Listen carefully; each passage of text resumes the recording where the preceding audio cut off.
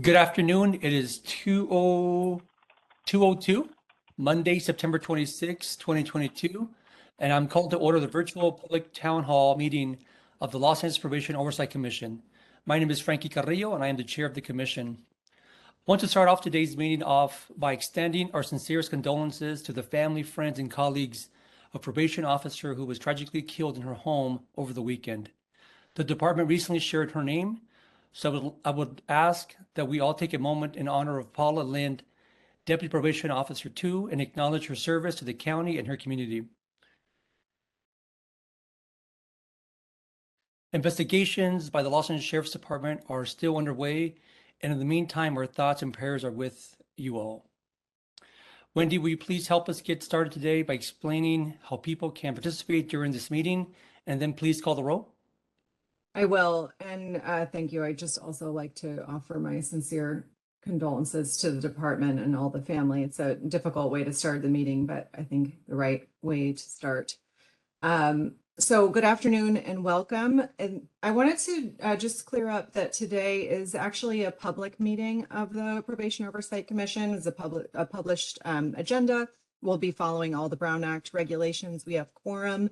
And we'll be taking public comment as well because of that. Actually, that's the point really of today's town hall is public comment. We welcome comments in writing or live, and we'll be doing it a bit differently today. Chair Carrillo is going to introduce both of the items on the agenda, give the panelists and commissioners a chance to speak, and then we will have one long opportunity for public comment. We're going to give each person 3 minutes instead of our traditional 2 minutes. Although feel free not to use the full 3 minutes if you wish not to. And then Chair Carrillo will go back to the commissioners to see if there are any action items to be taken on either agenda item. So if you are here and want to speak during public comment, you can use the raise your hand function. I can see it at the bottom of my screen. It looks like a little outlined hand. You also may have to press on the 3 dots to see the little hand to raise your hand, use the raise your hand function. Also, if you can't find it, please just send a message to the Los Angeles Probation Oversight Commission, the host of the meeting, and they will put your name on the list. If you're calling in from your phone, you can use the raise your hand feature by dialing *3. That raises your hand for us.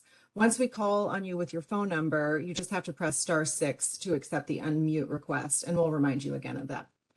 So if you would rather make your comment in writing, and we have received a couple of comments in writing already, please send us an email to info@poc.lacounty.gov. All of those emails received by the end of the day today will be included in the record with the minutes for this agenda. And Janae has just put that in the chat. Please don't send your public comments or other questions about the content of the meeting in the chat. Only the host will see it. It's not logged as public comment, and the chat function doesn't comport with our Brown Act responsibilities. We're also broadcasting our meeting live today on Facebook. We do that with every meeting. You can watch it on Facebook Live now or later, but there's no engagement with users. You can also follow us on Facebook, Twitter, and Instagram at LA County POC for more information about our meetings, and we encourage you to invite others to attend. We also have a YouTube account where you can see our whole meetings and snippets of our meetings that are, it's really awesome. Actually, you can take a look at individual subject areas or public comments in our meetings. Le damos una cordial bienvenida a esta reunión a gente que prefiere hacer sus comentarios en español. Les daremos en esta ocasión 6 minutos, 3 minutos para su comentario y 3 minutos para la traducción al inglés. Al iniciar su comentario, nomás avísenos que lo quiere hacer en español y nosotros le podemos traducir. Si está llamando por teléfono, marque *3 y eso levanta la mano. I'm now going to call the roll. So commissioners, if you could please unmute yourself. Commissioner Dolores Canales. I see you, but I can't hear you. Commissioner Canales, can you hear me? Yes, President, I'm sorry, I'm having trouble with my connection. No problem. Thank you. Commissioner Dupuy? Commissioner Garcia-Lays? Present. Hello. Commissioner Jackson? Commissioner Lewis? I also thought I saw Commissioner Lewis. All right, we'll come back. Commissioner Meredith, Here. Commissioner Nong, Good afternoon, present. Commissioner Yamashiro, Present. and Chair Carrillo. Here. Okay, so we're missing Commissioners Dupuy and Jackson, and also Commissioner Lewis, although I do believe he is attempting to join, and I think maybe we just lost him. So I'll let you know as soon as we get Commissioner Lewis back online. Chair Carrillo. Thank you, Wendy. So again, thank you for joining us today. As Wendy said, we're going to organize this meeting slightly differently today since it's a town hall, not a traditional POC meeting. I am going to present both agenda items and then we will go to public comments afterwards. If the commission decides to take an action today, that will happen after public comment. We have two main goals today. First, we want to continue the conversation with commissioners and members of the public, which is you, about the decision related to housing and programming for secure track youth. Second of all, we want to provide an additional opportunity for people to weigh in on the on the proposal the board will consider tomorrow regarding lifting the hiring freeze. I know we have talked about these issues many times at our meetings, but we feel it is crucial to continue having the conversation to keep it at the forefront with the purpose of encouraging the probation department and the county to come up with a clear plan that follows the goals of Care First, Jails Last, and Youth Justice Reimagined, on where the approximately 180 secure track youth we expect to be here in LA County by next June will be housed, and that we will receive safe rehabilitative care. The delay are unacceptable, and the issue is personal to many of us on the POC because we have mentees in the facilities now. We have loved ones who have been in the facilities, and we ourselves have been in the facilities. The board, the POC, and the JJRBG have made it very clear that SYTF youth must be moved out of Barry J. Nordhoff. We want to continue to hold probation accountable for following through with the plans they have presented about moving youth out of Barry J. Nordhoff and share in this public space concerns they have been brought up by the youth, staff, lawyers, and other advocates. So agenda item number 2, and jumping right in, is to discuss and take possible action on progress the Los Angeles County Probation Department has made moving youth disposition to secure track to Campus Kilpatrick and future plans for additional SYTF sites. Here with us today are members of the Juvenile Justice Coordinating Council, Juvenile Justice Realignment Block, JJCC, along with JJRBG subcommittee, but we are going to start with reports from POC commissioners who have visited the facility recently. Commissioners Lewis, Meredith, and Garcia-Lays, can you please share your observations and any concerns with us? And if I'm not sure if Sam is, Commissioner Lewis is here, and we'll go in order. Oh, he is? Okay. Commissioner Lewis, the floor is yours.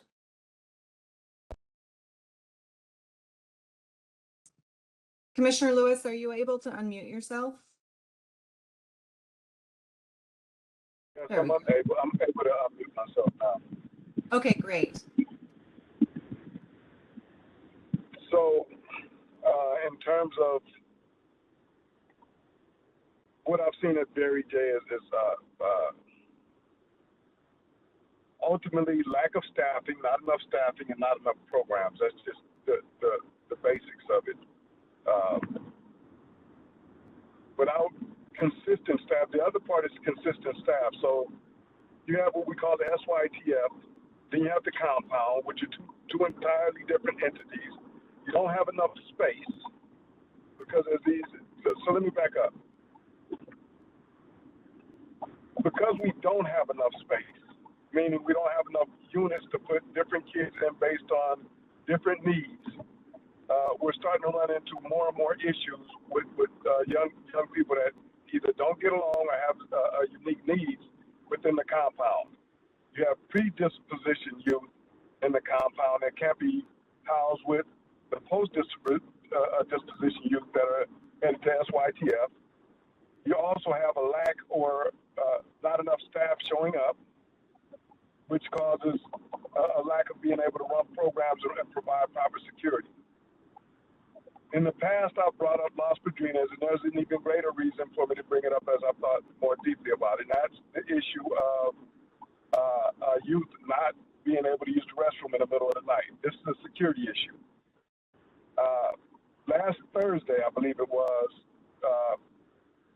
the SYTF units were searched by what probation calls, I think it's called the ARM unit. I'm not very familiar with it. I got a number of accounts from the youth that were in these that were searched. It was degrading. The way it was described was what I would call a Pelican Bay type search. And what that means is you're asked or told or ordered to go to the back of your cell, turn your back to the officers that's at the door, get on your knees, and put your hands behind your back.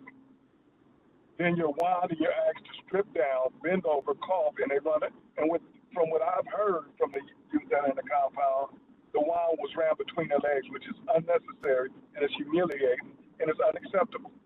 This search was supposed to be conducted at 4 o'clock when all directors and supervisors and staff would have been available, but instead it ended up happening at 9 o'clock, where there were no POC commissioners. It was not transparent, and because of the youth, the various youth that I talked to, I tend to believe that this would happen. On the flip side, now, first of all, the search shouldn't have went that way, period, and stop. On the flip side, there was a great deal of contraband that was found. And I understand the need for searches in order to make sure that the facilities are safe and secure. But the manner in which these searches were done were unacceptable. They don't even do this to you in Pelican Bay. After the searches were done, all of the youth's property was taken, everything. I went in 4 different cells just to verify. All they had was a blanket, 2 sheets, and a pillow. They didn't have no letters. They didn't have anything to write on. They didn't have a book to read. All of their property was bagged up. And this had happened Thursday. This is Saturday when I'm going through looking in cells. Instead of the supervisors that were on site having the power and the authority to be able to give them at least their letters, their toiletries, deodorant, toothpaste, the basics, those supervisors' hands were tied. This should not happen. Even when you're in a maximum security prison like Pelican Bay in the SHU program for killing someone, you allow these basic things, 5 letters, deodorant, and pictures of your family. Not for staff to not be able to give those things back to the youth caused an issue that was had at least 10 mentors there, probation staff were there. We were able to talk the youth down, and through communication, we were able to get them their property back. Those basic items that I just mentioned. But these are the things that are not being done right. These are the things that I'm seeing. These are the things that create an atmosphere of fear and violence. The youth were very upset. I would have been upset. I've been through these searches while in prison. And the humiliation that you feel when someone tells you to bend over and cough and then run a wand between your legs, that's over the top. And the ARM units, like, they need to either have new supervisors there or they need to be retrained. Period. Again, this is not even done in maximum security prisons the way this was done. The lack of having something to do all day long, literally when you go into the units, most of the days when I go in, video games and TV is what's happening until either ARC or Human Dialogues in Action comes in and engages each unit.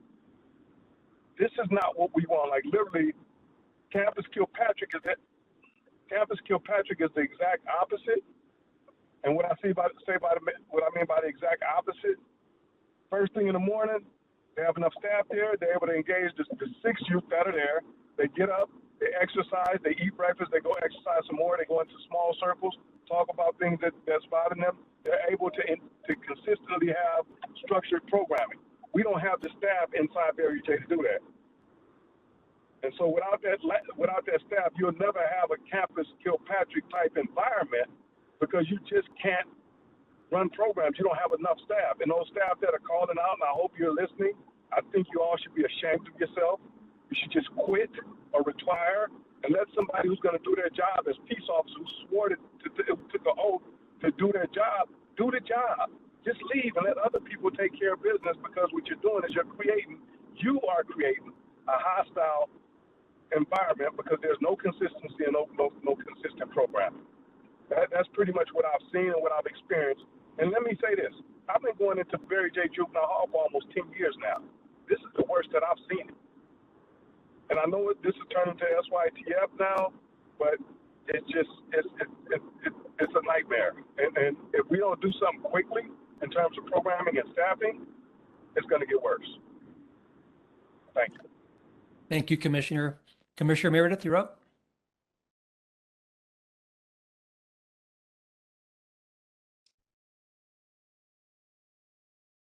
I don't know if Commissioner Meredith's video is frozen or if he has stepped away, but maybe we can go on to Commissioner Garcia-Lees. Sure. So I visited Campus Kilpatrick a week and a half ago, the first Friday after the youth were moved there.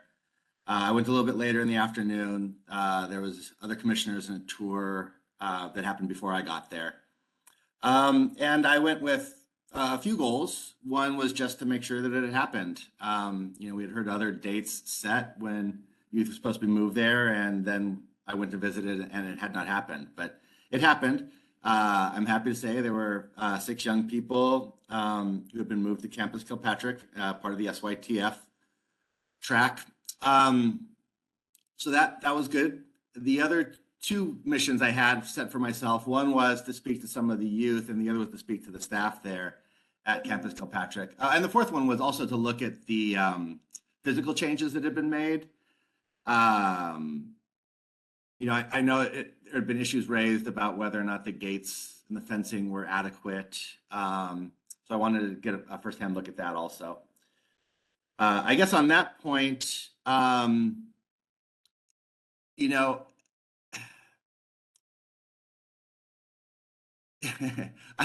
change the subject a little bit. The other day I was visiting Theo Lacey Jail in Orange County and was introduced to a man who had escaped from Orange County Men's Central Jail. And it really pressed upon me the idea that what stops people from escaping from jail is the human protection, not the fences, or the walls.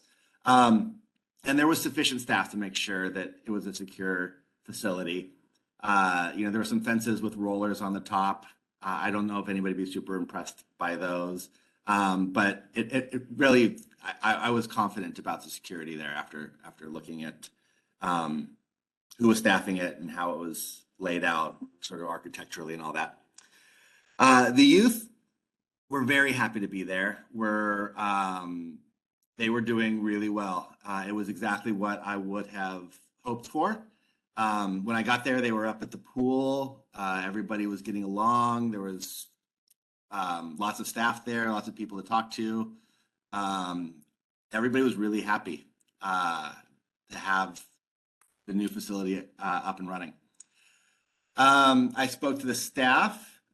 What the staff expressed to me for the most part was that they had been very concerned, that they had, understandable visions of adults who had committed serious crimes, that they would be unprepared for this, sort of new hardened element, but in fact found that the youth were well behaved, were not that different than any of the other youth that they had, and they felt quite a bit reassured. So that was also good news. So it was good all around. The one thing that everybody I talked to expressed was a concern that it would not stay this good. Particularly the idea that if we moved too many young people at the Campus Kilpatrick too fast, if we moved young people who weren't really ready to be part of the culture that was starting to take hold, that it could all fall apart. So when we dug into the details of that, the youth, their idea was give us a month to sort of establish routines, build relationships with the staff, and then start bringing in people at something like a slow trickle. Staff felt 2 weeks before there was any serious talks about bringing more people would probably be sufficient. But at no point did anybody want to see, another 6 people brought, right, which would essentially double the population and would mean starting all over and creating the culture. So the idea, I think that I left there that was most important was make sure that the people who are there now have enough time up front to build relationships and establish a less violent culture than Nydorf on both sides, both for the staff and the youth. And then trickle people in at a slow enough rate that culture is not completely turned over. So that's what I saw, and I'm happy to answer questions if people have some at some point. But overall, I was really pleased. I think I told Wendy afterwards that it was the most hopeful thing I've seen since I became a commissioner, and I mean that. Thank you, Commissioner Garcia-Leyes. Commissioner Meredith, are you back with us? I'm back. Would you like me to talk about Stillmore? Floor is yours. Talking about Secure Track Youth, your visits to either Sylmar or Campus Kilpatrick. Well, my visits to Sylmar, on a number of occasions, I've met with the Secure Track Youth and talked to them, and Dr. Reynoso was with me. And two things I found. The older ones are very interested in moving forward with their lives. The younger ones still had some adolescent thoughts and behaviors. But most importantly, they all, regardless from 14 to 21 in their age groups, pointed out the lack of programming that was taking place. And they said, how would you like to sit here all day long and look out a window and listen to rap music, but nothing else to do? That was the one visit. Next visit, I went back, talked to the same youth that were there. 2 of them actually were able to go over and take some online college courses. The rest were sitting there watching a video. And they said, we don't have any programming. That was a big concern to me.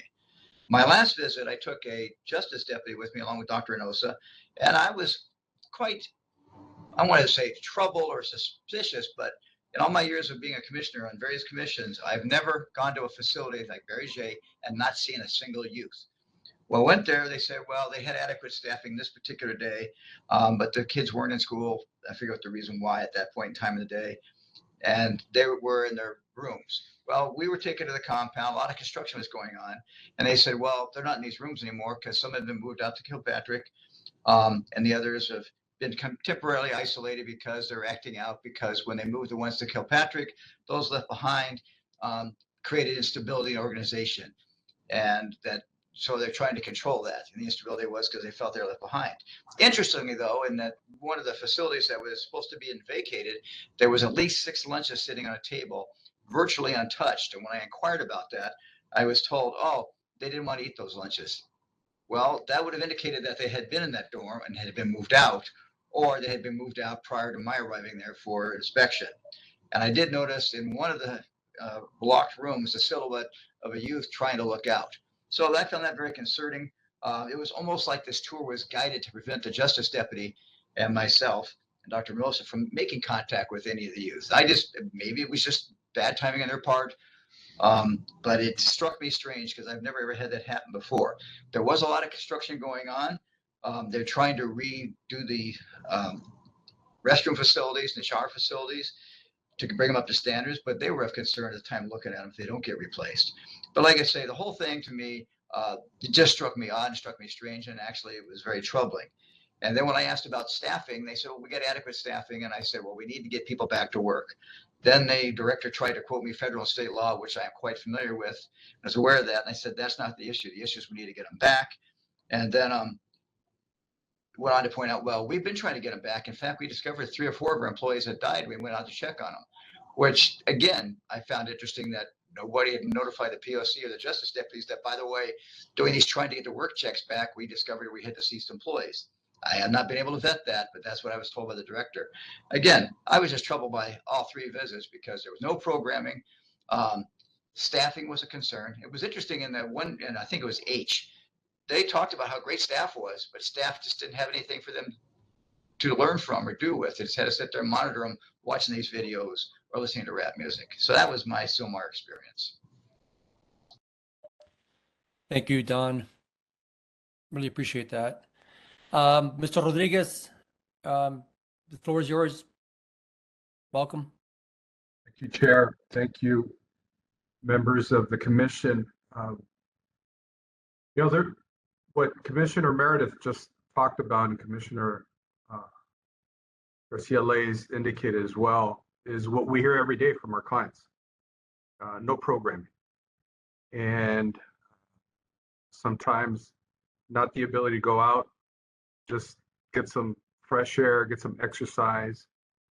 We understand the constraints that the probation department is under, and we are sympathetic to that.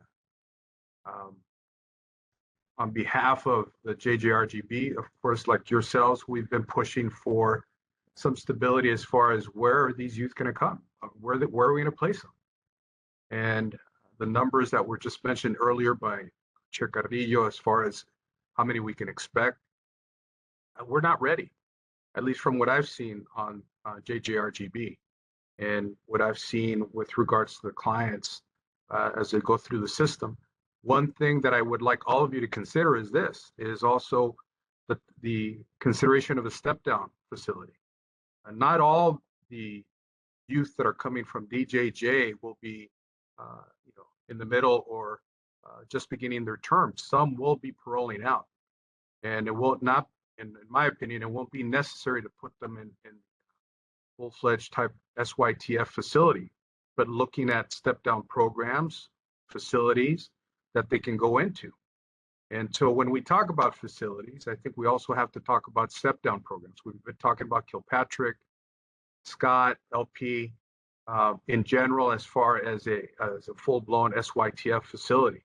But I think what we all of us, POC, JJRGB, all the criminal justice partners, have to also start talking about step-down facilities and what we can do for those youth that will not have to, that are almost done with their term. What are you going to do with them? Commissioner Meredith just pointed out, lack of programming. When these youth do not have programming, they get into trouble.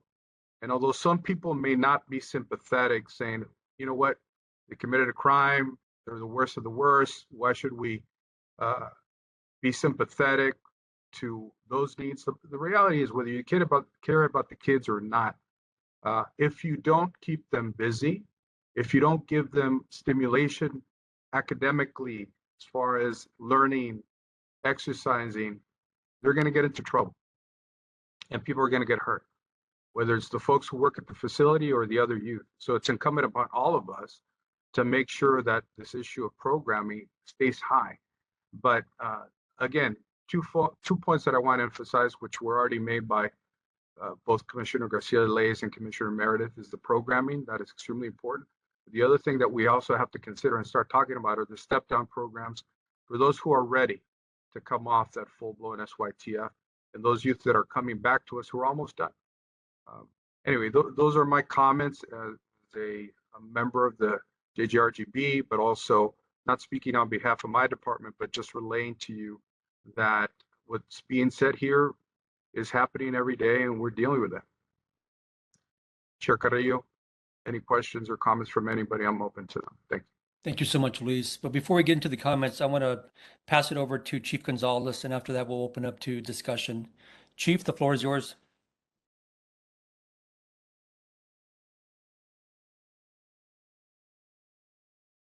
And thank you, Mr. Carrillo and members of the POC in Wendell, for taking the time to recognize our fallen officer. I just came from visiting the family in this very, very trying times. Let me just start off first by saying what Mrs. Sam Lewis described is horrific. I made a note to have internal affairs follow up with that. If that happened, then that's not acceptable. That's not how we want our young people to be treated.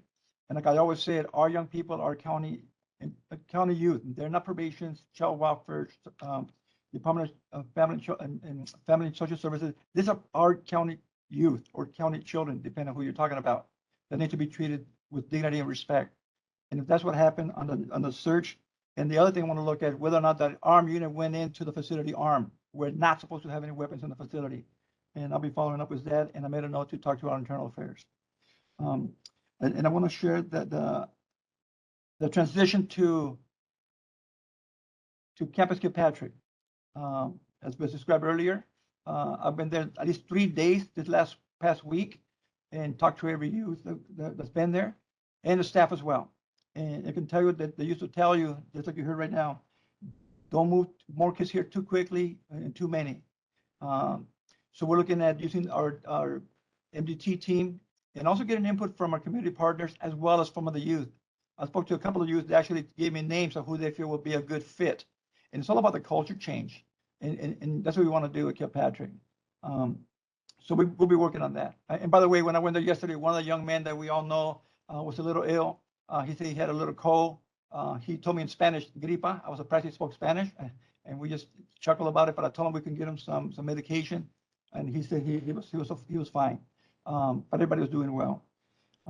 We also want to take a look at what can we do differently. What can we do as far as the facility to enhance what we need to do. And we're also working with county council regarding some of the Title 24 regulations that the BSCCs tell us we need to do for Campus Kilpatrick.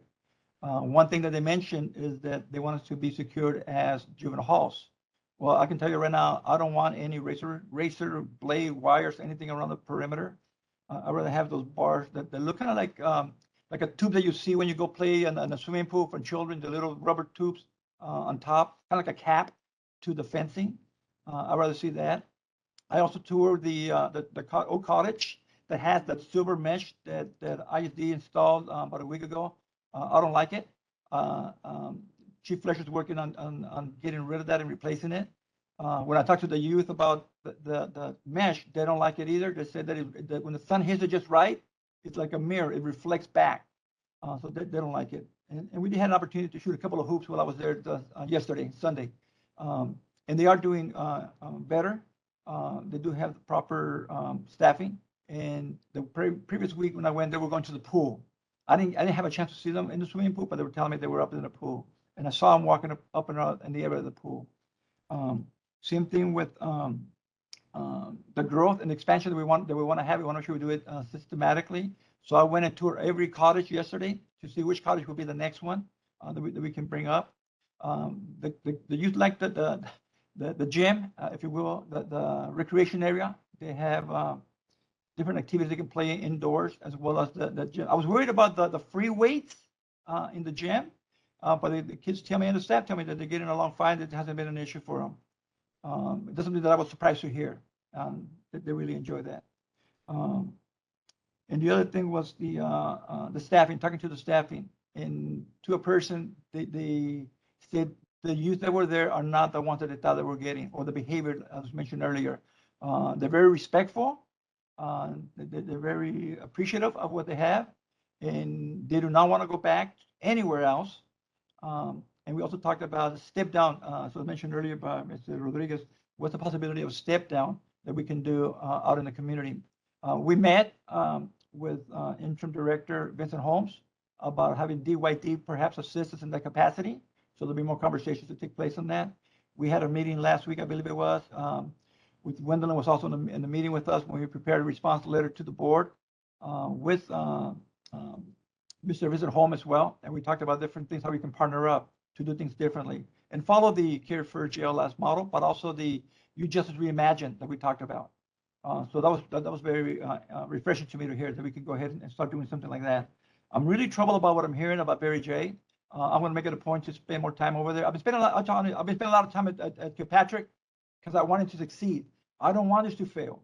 I don't want people to come back and say, "Oh, see, we told you so." No, we don't want that. I want to make sure that we take care of every possibility that can come up as an obstacle to success. And to me, I think we're in the right path. We should not rush this. I think we need to do the 30-day we talked about assessment and then evaluate the next group of youth that are ready. We're already looking to see who's the next cohorts come in. And if they do not have a high school diploma, Lake was prepared to assist us with that and get them the high school education. And some of them that are taking college classes will continue with that programming. But I want it to be successful. I don't want people to come back and say, "See, we told you so." And I hate the term, worst of the worst. I don't like to hear that. I don't like people saying that. I think we can do much better than that. And I think by having the right youth with the right staff is going to make a difference. And I can tell you, and some of you have spoken with the staff that are there, they'll tell you how they see things. And I talk to the youth, and they tell me the same thing. They interact well. They're getting along fine. They've been in the short time. It's not been a very short time that they've been there. There've been no incidents, which is great. No one tried to escape, which is great. There've been no violence, which is great. They're talking about doing things that we wouldn't even think about, expanding the garden outside, making it more like a what do you call it, organic. They want to create some organic food. One of the young men is really into organic, and the other one is really getting into vegan, or I don't know what you call it, vegan. Doesn't want to eat any more meat, but they want to get healthy, and I think we have that ability to do that there. And also with the teaching kitchen we have to be able to really prepare them for the future. And one thing that I talked about last week when we met with SD3, when we walked the area of Miller Camp, we want to expand, not close, but expand Campus Kilpatrick to take over the Miller side, and not call it Miller Camp. It's still part of Campus Kilpatrick, but also put us some barbecue grills out there in a garden place where our young people and the families can come in a weekend and have a good time out there, have a barbecue, like if you go to the park. I don't know about you guys, but we used to go in the family, going to the park, gathering around, of course, no alcohol, but you can hang around there and really meet with the family, interact, and spend some quality time. And having something that feels more like a park, like environment, is much better than what we currently have. So we had those conversations last week, and I'm excited about the direction that we're going in that area. I think it's going to make a difference for us. But that should be at every facility. When we talk about LA model, then it's got to be the LA model across the board, not just in one facility. So when we talk about how do we expand that into other areas, and this has been touched here already. One thing that we have is the lack of staffing and the lack of programming. That's got to end. We have to do better with that. And as it was mentioned, I forget who went to Orange County to look at their jail, is that it's about relationships, not about walls. When you talk about relationships, then you talk about how can we work together to support one another. And the process that we're doing today was hiring and recruiting. Having DYD that's going to be sitting in our interview panels will help us with the selection of new hires. And we're looking at recruitment at different places like universities and colleges. And one thing that I don't want people who fail out in the police academy or somewhere in another police department to come here. That's not who we want. We want someone who's more caring, more compassionate, and focused on service for our young people. But I'm really troubled of what I'm hearing about the experience, recent experience at Berry J, that I'm going to be seriously taking a look at that and going over there myself to see what we can do differently. Thank you, Chairman Carrillo, for the opportunity to make some comments. Thank you so much, Chief. We're going to open it up for some questions, so please remain with us. Commissioners, I'm looking over at the panel here, and please raise your hand to indicate that you want to speak. I see one hand already, Commissioner Lewis. And before I call on you, Sam, just so that you guys know, we'll be doing commissioners' questions and comments. Then we'll move over into public comments. And then if there's any motions or actions that we need to take, we'll circle back, and that'll be our final step before we move on to our next agenda item. But for now, commissioners, please raise your hand. And Sam, the floor is yours.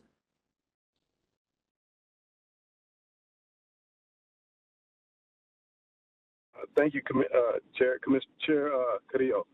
I just wanted to add to what the chief said. The key to this is the right staff. Campus Kilpatrick is functioning the way that it functions. Even though it only has 6 youth there, you have some really incredible staff there. I watched when we went and watched how they interacted. And then when I came back a couple of days later, I asked the youngsters, like, they said, no, they come wake us up, make sure that we exercise, they're engaged. Like, staffing, the correct staff is the most important part of this equation. If you don't have good staff there and they treat the youth like crap, how do you think the youth are going to respond? And this is also true when we talk about any programs that come in.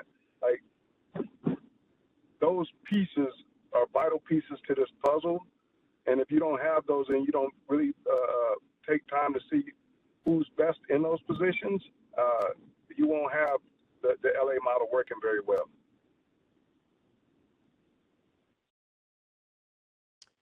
Thank you so much, Sam. Sam, you brought this up, so you were also one of the speakers. Can you share with us what you heard was found during these room searches? As you mentioned, there was contraband. Mainly phones and vape pens that you smoke marijuana out of, you smoke weed out of. So that was the main thing that I was told about. I wasn't there for the search, so I don't know if there was other things found, but it was mainly phones and contraband that allowed you to smoke weed. Thank you, Sam. Okay, commissioners, I have another question while other commissioners maybe articulate some comments or concerns that they want to bring up. But Luis, I have a question for you as a member of the JJRBG. I know that one of the tasks that you have, I suppose, after you guys were supposed to figure out the facilities was about programming and what that would look like. Have you guys moved into that phase of your duties? Very broadly. Unfortunately, the frustration has been deciding what facilities will be designated as SYTF. But Chair Carrillo, we've had broad discussions. I think they've been very fruitful discussions, but I don't believe that we've had any commitment one way or another as to the type of programming. But Chief Deputy Patino has done a very good job in shepherding us through the big picture, as if I could call it that. And what you mentioned has been part of the discussion, but not the focus for the obvious reasons. Let me ask you as well, Luis. You mentioned specifically that your clients are reporting back that they're I'm saying the word bored because that's the way it sounded like when you described just them sort of sitting around with no programming. Are these can you share with us, are these youth who are still pending a disposition, or they've been sentenced and awaiting SYTF? It's a little bit of both. It's not just one group, a little bit of both. Got it. Thank you. Commissioner Dupuy, do you have a question, comment? Yes, thank you, Chair Carrillo. I was curious in terms of wanting to relate some of this conversation back to one of the recommendations from the 56-hour work week report in terms of programming, and that really it's really hard to accomplish the LA model and have the same staff providing security or supervision that are also providing programming. So has the department thought about whether some of those capacities could be alleviated, the capacity issues could be alleviated through bringing in CBOs, credible messenger programs, people to actually do programming with the youth who are trained already in youth development, in trauma-informed care, and all of these things that are kind of like ready to go, as opposed to having, I feel like the process of bringing on additional staff to accomplish some of those programming gaps is going to just take so much more time, and also may not be in the best interests of the youth considering the LA model. So wondering where we are with those types of thoughts.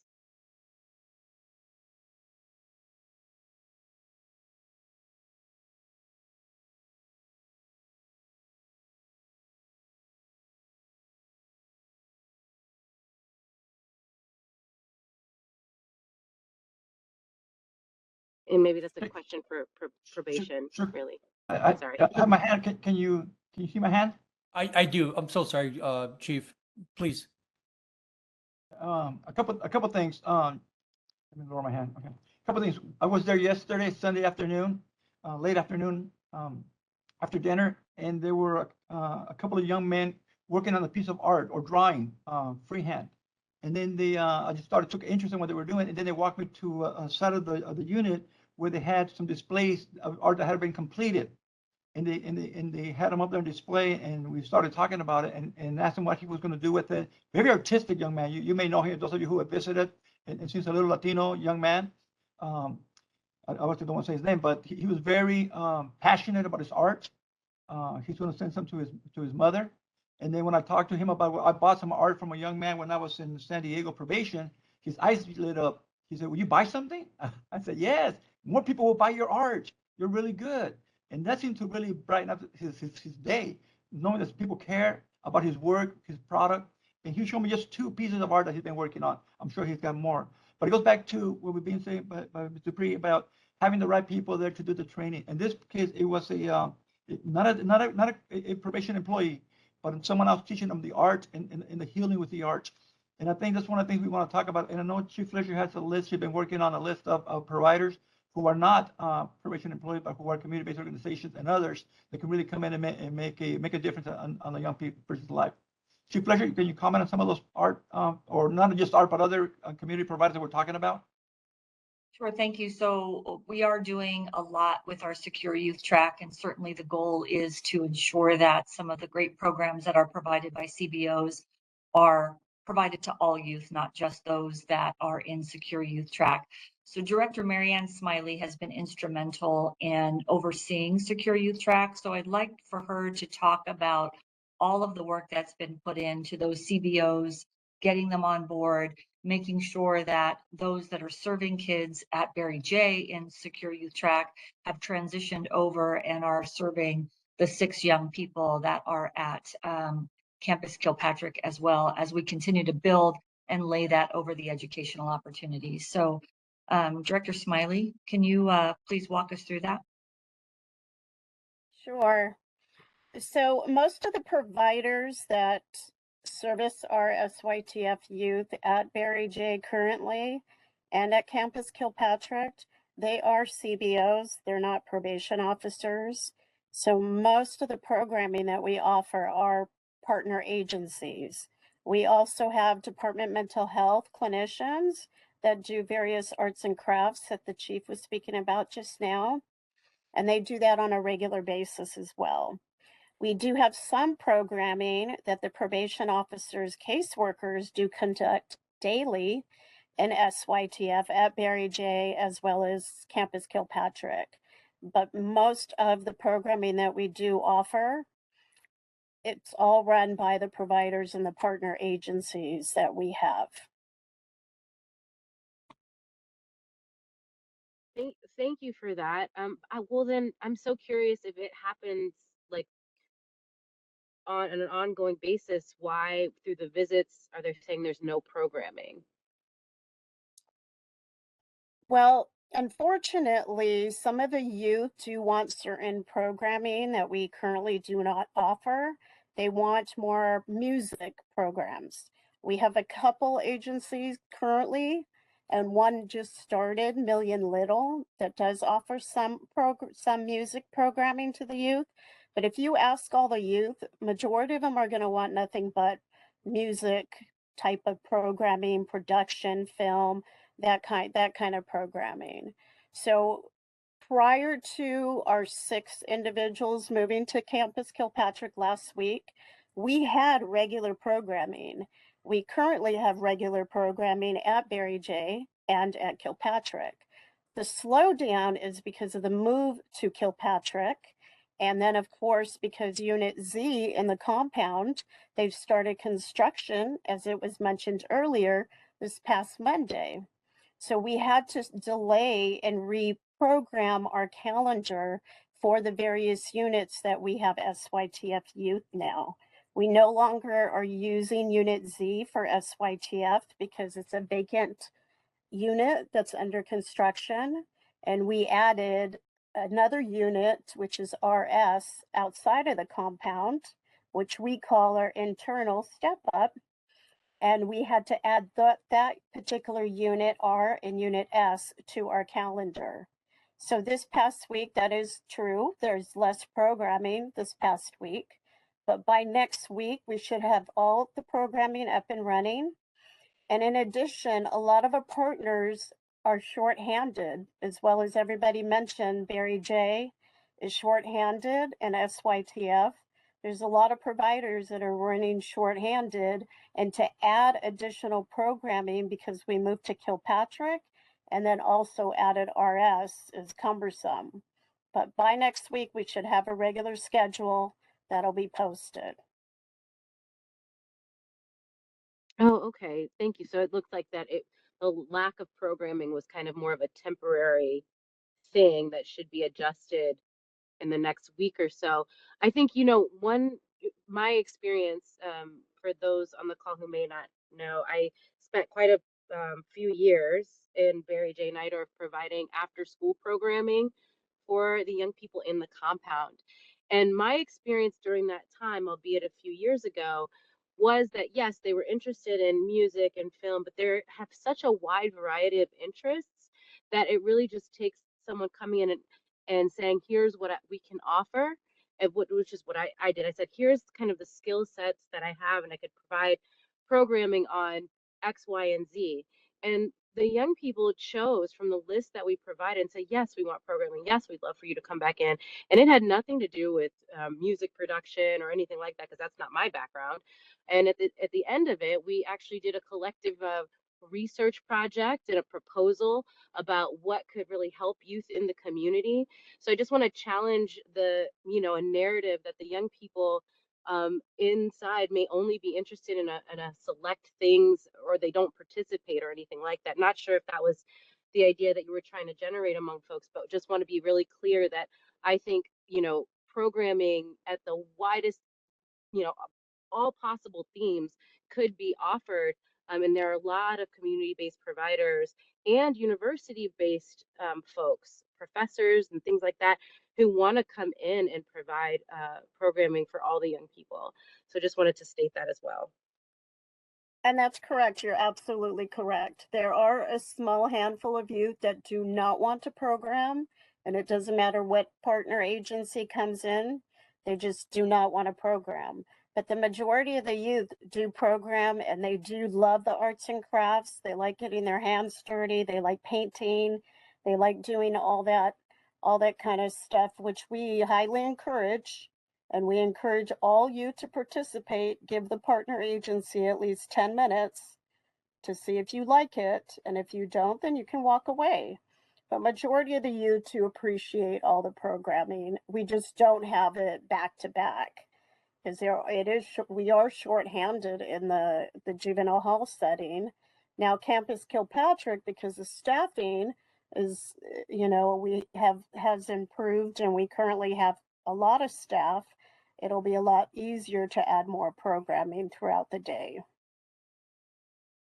Thank you so much, Director Smiley. One last just quick question about that. When you say the consistent programming, can you give us a sense of like how many hours a day? Is it like after school or on the weekends, or that programming is typically offered? Maybe not during this past week, but typically offered.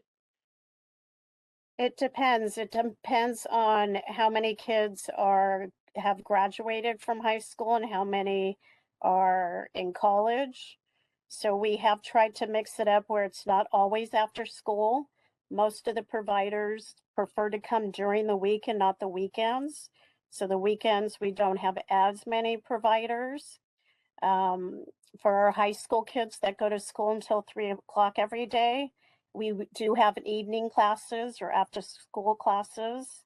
And then for those that are in college for a couple hours a day, we try to have those providers that come in earlier rather than at 3 o'clock for the youth after school. So it varies throughout the day. Thank you so much. Commissioner Meredith, you're up. Yeah, I'm kind of confused here because I've been to the facility on not just last week, but a number of occasions over the last several months, actually several years. And these youth sit to me and they go, we don't have any programming. So I haven't seen any programming, and I do surprise visits. So I'm not sure where they're saying we're programming just stopped recently, because I didn't see any before that. And one of the things that the youth have said to me, which is kind of troubling too, they said, are you just another talking head coming in here, going to just BS us and nothing's ever going to get done? And I said, I will make no promises other than I will look into things. And right now I'm kind of frustrated because I'm being told, oh yeah, there's programming, but I have never seen it. And the youth are telling me it's not there, and they're not focusing on music and video. I actually had one say, hey, how about we learn how to do silk screening? How about I learn how to do math? Do something. Get me away from these videos. So yeah, maybe I'm just a grouch here, but I'm not seeing what I'm being told here today. And Thank you, Commissioner Don. Meredith, we'd be happy to provide schedules, the monthly schedules of programming. So Ms. Smiley has recently come on as the Secure Youth Track Director over the last several months. So years ago, I'm not sure what was happening before we all arrived, but I know we have struggled with the programming, and more importantly, the programming across the facilities, right? At both facilities, at both of our juvenile halls. So that is what we're actively trying to get to. No one should have to fail up to programming. Every kid who comes into a facility should be offered some programming to get them started. And so that is what we've been trying to do. Director Smiley has built a lot of that and worked with our CBOs. So we're happy to get that calendar to you. And as she said, hopefully more will be solidly in place next week as we settle into RS and certainly the young men at Kilpatrick. Commissioner Lewis, you're up.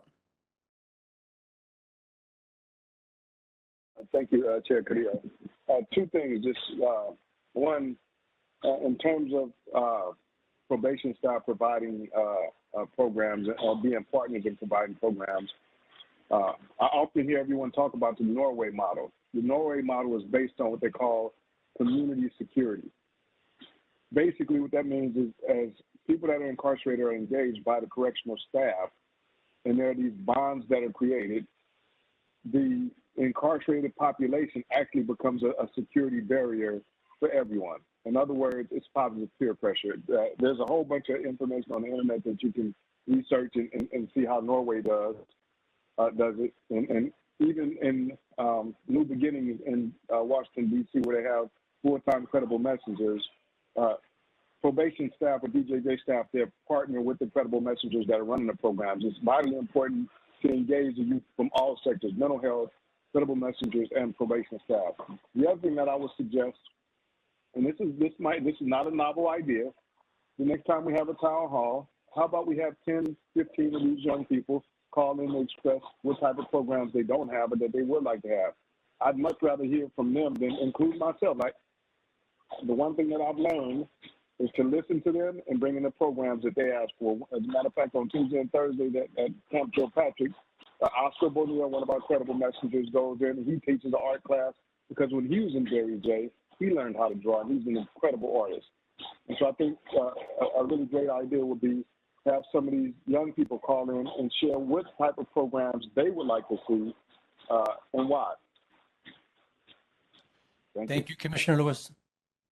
Before we move on to public comments, I'd like to just point out that I think the chief might have mentioned this or someone, one of the panelists here, but I wrote down right youth with the right staff.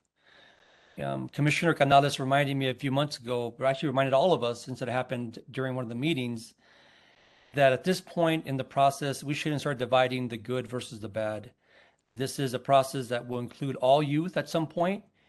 And so I think as we're moving forward, thinking about moving the youth in any direction, but mainly into the secure facilities, we have to start maybe thinking about how we describe and think of them a little bit differently.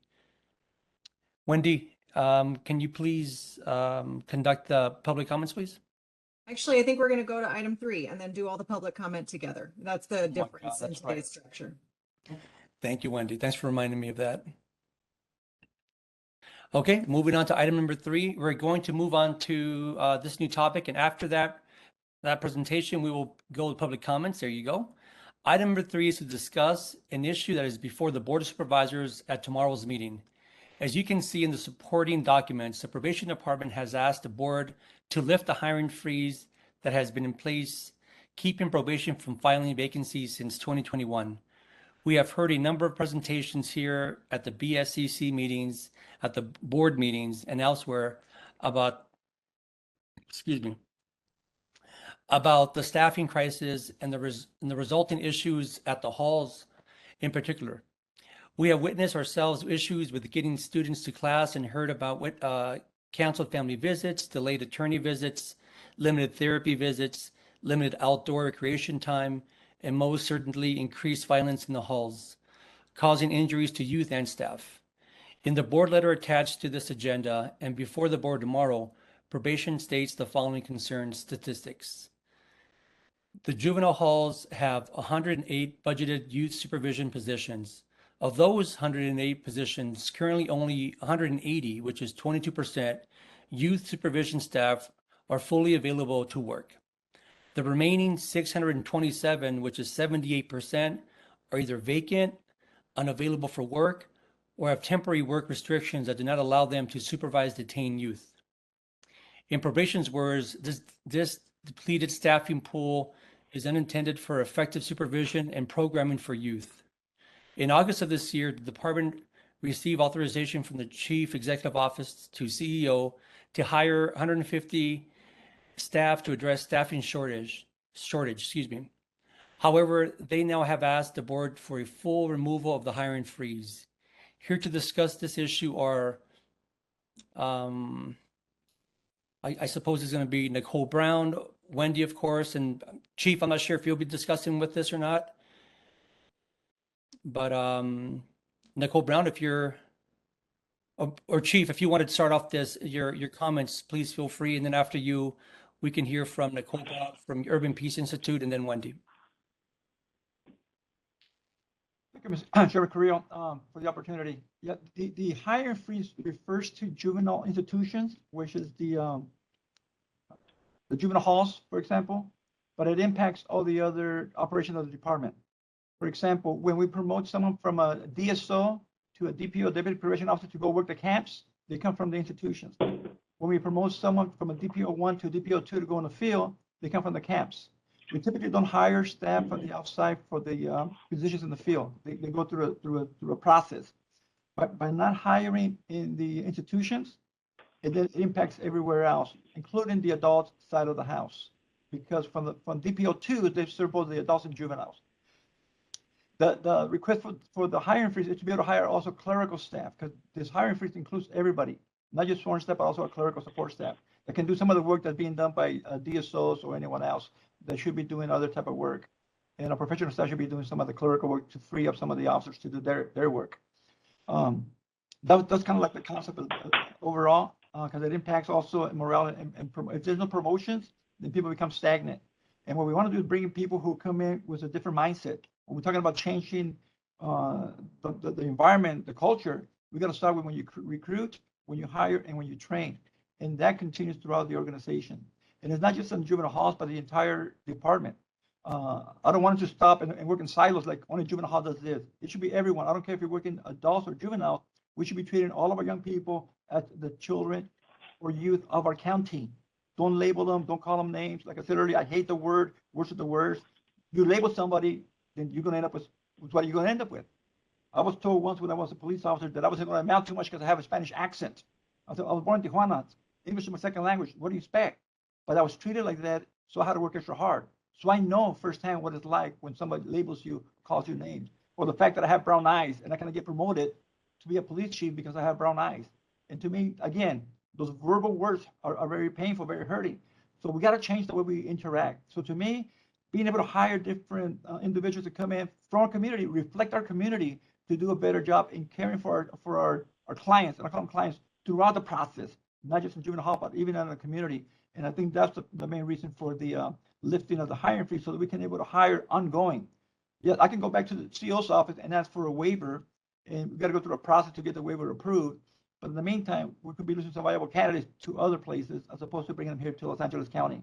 Los Angeles County is a great place for work. It's a great people in here, and we really can lead the transformation for the entire nation with everything that we're trying to do here. But if we do it in a very systematic, thoughtful manner, we can accomplish that.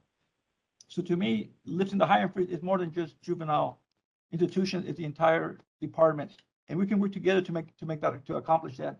Like I said earlier, I've been meeting with Mr. DYD, his name escapes me. I just mentioned his name earlier. To see what can we do together. DYD is part of what we're trying to accomplish.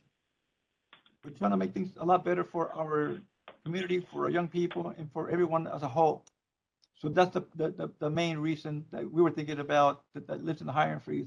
If we're unable to lift the hiring freeze, as I said, it gets voted down tomorrow, then we have to make extra effort that when we bring new staff to be able to get permission from the CEO's office to get the people hired, so we can promote, get people through the process so they can have an opportunity for growth, for advancement, and actually make it a career, not a job. To me, if you love your job, you never work a day in your life. Thank you for the opportunity. Thank you, Chief. Next, we have Nicole Brown. If you're here, floor is yours. Sure. Can you hear me all right? I sure can. Welcome. Okay, great. Thank you. I'm joining from phone. I was having trouble joining with WebEx, but so I do have a presentation. And so maybe if you can let me know if y'all see that presentation, the first slide, and then I'll just verbally say when to change slides, if that's okay. Okay, I see the first slide. Okay, perfect. Thank you. Okay, well, thank you very much to the Probation Oversight Commission for giving me the time to speak. My name is Nicole Brown. I'm the policy manager at the Urban Peace Institute and also a coordinating member of the Los Angeles Youth Uprising Coalition. And I was able to present to you a while back on probation's budget. And as these issues are intimately tied together, I'm grateful for the opportunity to kind of share back some information, some of which it's material that I've already shared with you, but I think it's important for both commissioners as well as the public to understand the holistic picture and understand why we are opposed to lifting the hiring freeze at this time. So if you could go to the next slide, please. So this is just a quick snapshot, just reminding about probation's budget as a whole, which is over $1 billion last year with 5,568 budgeted positions. And if we can go to the next slide, slide number 3 with the pie chart. These are all the different budget units that make up the entire probation department. And the hiring freeze, as Chief Gonzalez pointed out, is on juvenile institutions, which is, as you can see, a very large percentage of the probation's budget and probation as a whole. So I just thought it was important to show that. So now, this slide really talks about juvenile operations as a whole. And I agree with the chief that while the hiring freeze is only on juvenile institutions, I think it's very important to look at the entirety of juvenile operations. The changes that have happened in youth justice over the last 10 years and I think that some of these just points that I think are important to point out is the whole reason why the hiring freeze was placed in the first place. And as Chief Gonzalez pointed out, a hiring freeze does not mean that they cannot hire ever, but what it means is that there needs to be special justification and permission by the CEO's office in order to move forward with that hiring. So I just think, so the juvenile operations, all of the different units, these are 3 different units that cover, I guess, the supervision or detention and the staffing of the supervision and or detention facilities for youth. There's the juvenile institutions, which has a budget of over $400 million a year. And this is what runs the camps and halls. And then you have special services and field services, which tend to, which are more over supervising types of roles. And it's also important to note that the probation support services is the administrative part, and that's a completely separate budget unit. That budget unit is over $170 million each year, and there is no hiring freeze on that unit. So juvenile operations represents about $570 million. There were, at least last year when we had the data, 414 vacant positions. I think it's important to note that these positions have been vacant for many years. And so this is not a new issue. Vacant positions are not anything new, as the commissioners know. So moving on to the next slide, I think some important things to point out is that 80% of the juvenile institution services budget unit, it goes to salaries and benefits. And in 2009, 2010, there were 3 juvenile halls and 18 camps. And last year, there were 2 juvenile halls and 5 camps. So you've seen 14 facilities be closed down. And at the same time, and we have record low numbers of youth to this day, even though the juvenile hall population has gone up. Switching to the next slide, we see that from 2009 to 2021, the average daily population in the camps and halls has decreased by 86%, but the number of budgeted positions has only decreased by 22%. And so, you know, I'll be honest, for me, it's quite difficult to understand how there's not enough staffing. And moving to the next slide, you can also see, and I only had numbers for this number of years, that youth on supervision have also declined by 55% in the last few years, 4 years here that we have data for. So if you look, there were 300, last year there were 332 positions filled in the juvenile field services and only about 2,200 youth on active supervision. So looking at those numbers of field services, that's only a ratio of about 6.8 youth per DPO out in the field. And so I raise this because when you look at the closure of all of these camps and you look at the huge decline of youth on supervision, I think it's important to look at juvenile operations as a whole and not just juvenile institutions and ask, what are these staff doing in the camps? I know some have been deployed. Why do we still have so many officers working in the field when we've seen such a huge decline in youth on supervision? And so if we could go to the next slide, you know, as you all know very well, it seems that the issue is not necessarily that there are not enough people on staff. Juvenile operations has over 2,000 people on staff. But the staff are not coming to work. So in the board memo justifying the hiring freeze, it said that 32% of staff are on leave. I thought it was important looking at that next bullet point down, which I also presented out of an auditor controller report a while back. This is not a new issue. In fiscal year 2019-2020, 20% of the juvenile institution services staff were on leave for over 6 months. And now we see 32%. Years later, 32% of the juvenile hall staff are on leave. So knowing that the juvenile institution services salaries and benefits are $319 million a year, I do not know what the total is of the number of staff in juvenile institutions on leave. But if it is 32%, that is the equivalent of about $100 million per year just being paid for staff leave. And that was also reported that about 47% of staff are calling out on any given day. And in the board letter, it notes that 30 to 50 juvenile hall staff are calling out on a given day.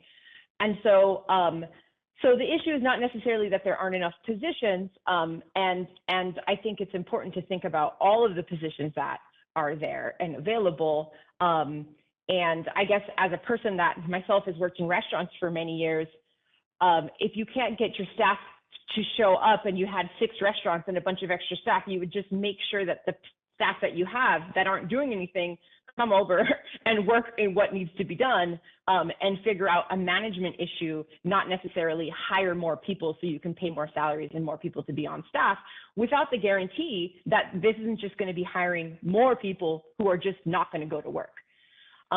So I think the last important piece, there's 3 more important points, if we can go to the next slide. One, that has been noted that the CEO has approved the hiring of 150 people for the juvenile halls. And so this would be in addition to that.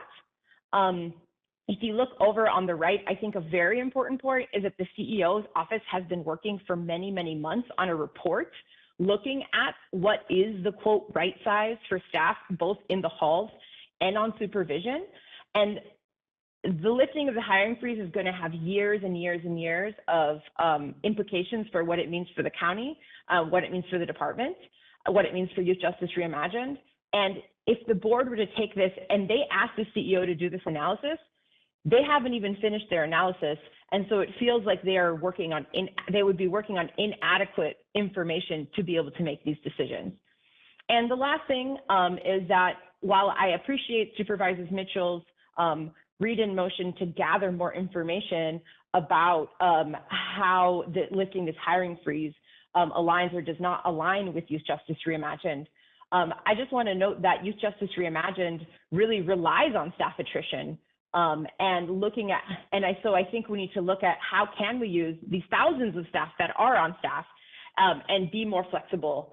And I also think that there are other solutions, some of which have been talked about. How can we work on step downs? How can we decarcerate, continue to get young people out of the halls to decrease the population, particularly with urgency around cisgender girls and gender expansive youth, considering the decades of abuse that have gone on there? How can we hire other folks in tandem with the Department of Youth Development, like credible messengers? And then how can we make a plan, actually make a plan, if we are committed to Youth Justice Reimagined, to make the staffing more flexible so that the staff that is on the books really can be used and deployed in a way that is meeting the needs, so that we aren't hearing about this crisis that has been caused inside the juvenile halls. So I just wanted to present some of those numbers, and I appreciate the time. Thank you very much. Thank you so much. Wendy, you're up. Sure. Thank you, Chair Carrillo. I'll be very fast. I just wanted to explain the attachments on the agenda today and how they relate to the presentations.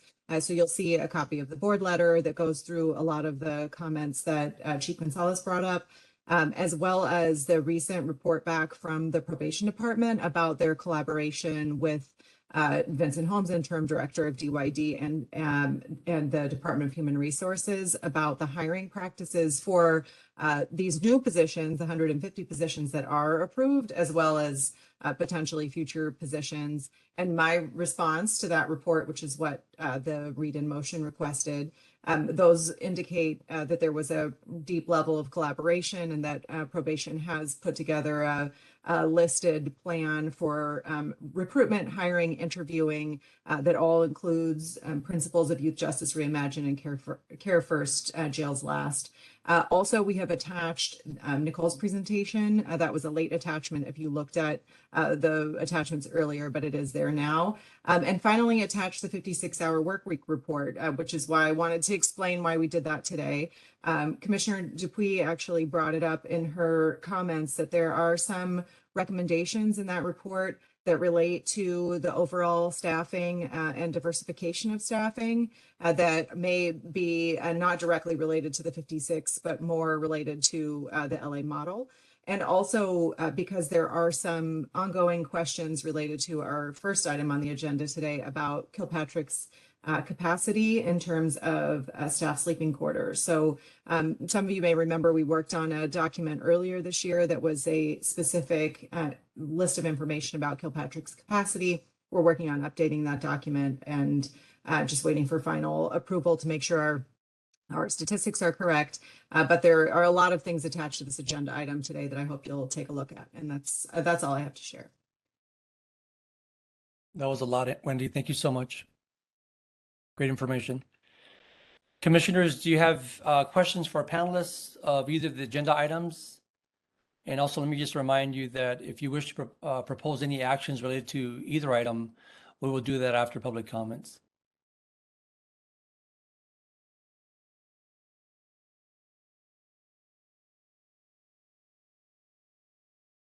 Okay, I'm looking over some raised hands. Don't see any. Nicole, if you're still with us, are you there? Or here, there? Do you see her on? She should be here, right, Wendy? It does look like Hello? she's still here. Yes, she's here. Mhm. Yeah, I think we were dueling, I was trying to unmute myself, and then, yeah, it was bad, but I'm still here. Nicole, let me ask you a question. You know, we're talking about these very large numbers, but can you give me an average of what a salary for for someone who's not showing up? Like, what is someone getting paid who has just decided to, for whatever reason, not come to work? Sure, if you give me 1 second, based on so I can buy some time and say the numbers that I shared with you about juvenile operations came from a report back motion on Youth Justice Reimagined last July. And I think I did look up for the juvenile institutions. You can, I believe it's about, okay, average salary and benefit for juvenile institutions, looking at the number of positions filled like that they gave, it's and versus like just like whole numbers divided by number of positions, it was 189,063 for the full juvenile institutions. And then 157,000 for salaries and benefits for field services and 173,000 for special services. So someone is getting some, I mean, these are big numbers for folks who you know, who are, you know, supposed to come to work, and this is not some chump change that you know, a lot of people wish they had these type of salaries. Is this included with benefits as well, or this is just like a? That is included with benefits. Regardless, these are great salaries that are I don't know, I guess for those who are you know, thinking about and just wait a minute before I go any further, or make a side comment on this. So just to be clear, so staff who are not coming to work, are they still getting paid? That is my understanding. Thank you.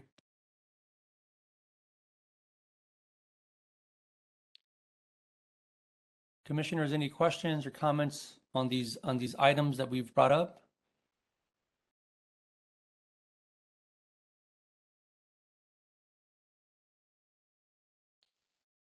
Commissioner Canales? Hi, yes, thank you so much, Commissioner Carrillo. That was a excellent question, and that has been one of my concerns with lifting the hiring freeze. If we already have almost 50% of staff off with full pay and full benefits, how is it a solution to just hire more? And until we get to the real problem there, you know, that staff are already on pay, they're already on benefits. We just can't get them to come to work because of the laws that protect them.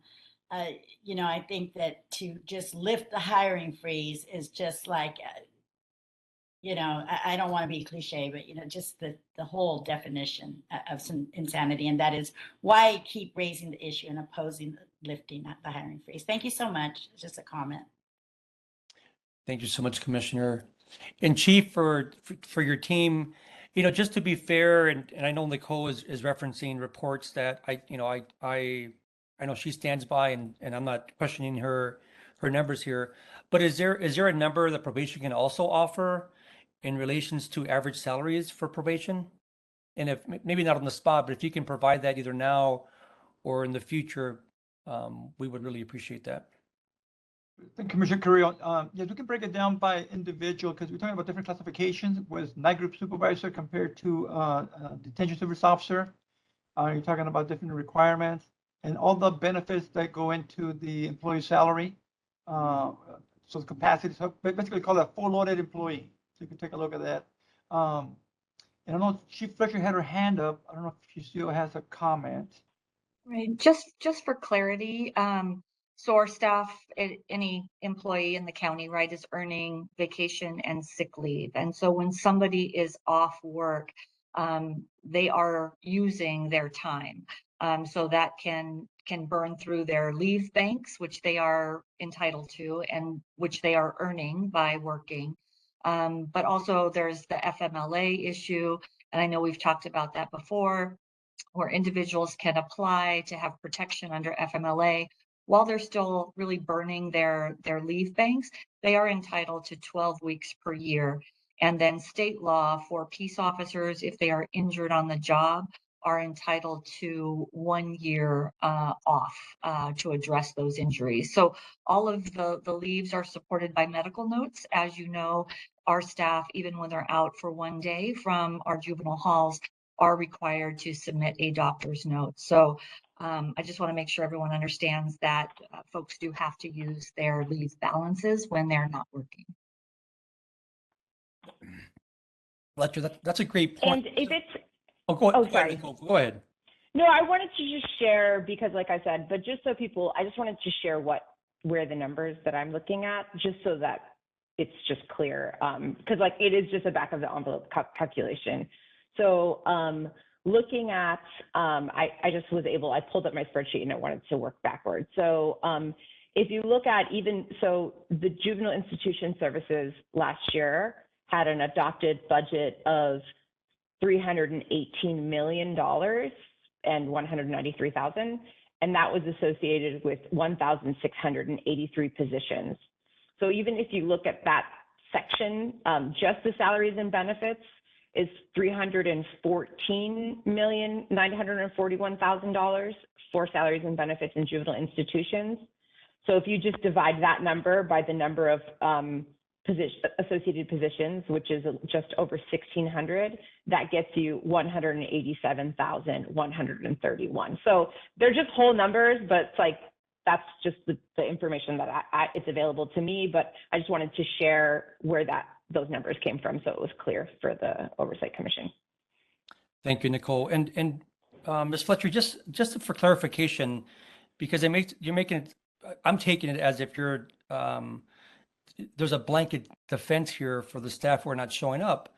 And it leads me to a memory that I have about, staff being, safety checks and asked to come back to work. So is it everyone that's out has an excuse absence, or are there some people who should be coming back to work but are not? So we do require if somebody calls out sick, we do require that even one day out sick that you produce a doctor's note. So, it's a combination of things, right? People who have gone out on injury, who are out for an extended period of time, somebody who's out for a day or a couple of days. We have people who are out on vacation as well, right? Which is separate, which contributes to our staffing levels. So folks get their vacations denied to make sure that we can meet our staffing levels. But a doctor's note is required for anyone in our 2 juvenile halls who calls in sick, even for one day. Commissioner Lewis, you're up.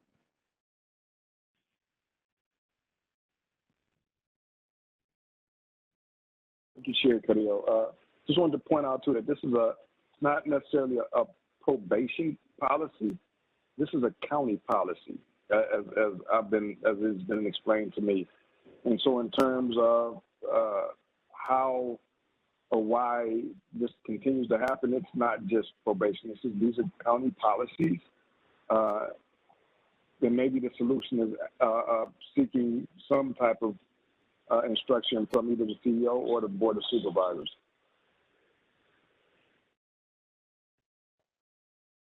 Thank you so much, Sam. Okay, Wendy, I don't see any more hands. Wendy, I will hand it off to you. Okay, thank you. So we have a few people with their hands raised. We'll call you in that order. If you'd like to give public comment, please raise your hand.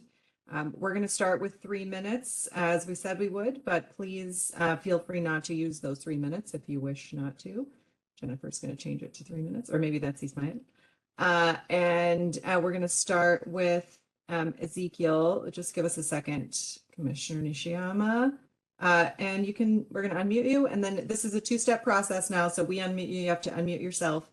If you're calling on the phone, dial *3 and we'll put you up there. Ezekiel, you're unmuted and you can begin.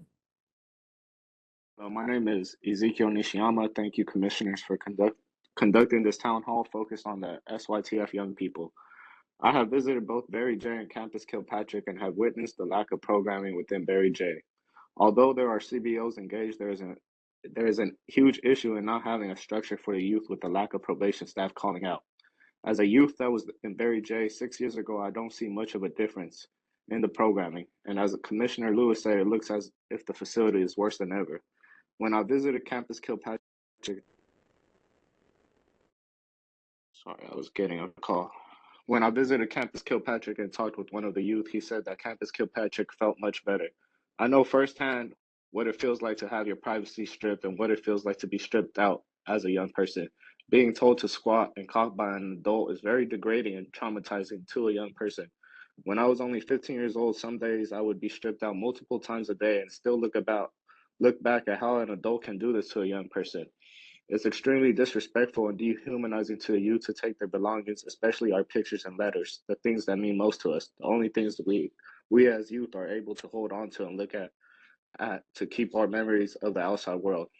These belongings need to be returned to our young people, all their letters, all their pictures, and their hygiene projects.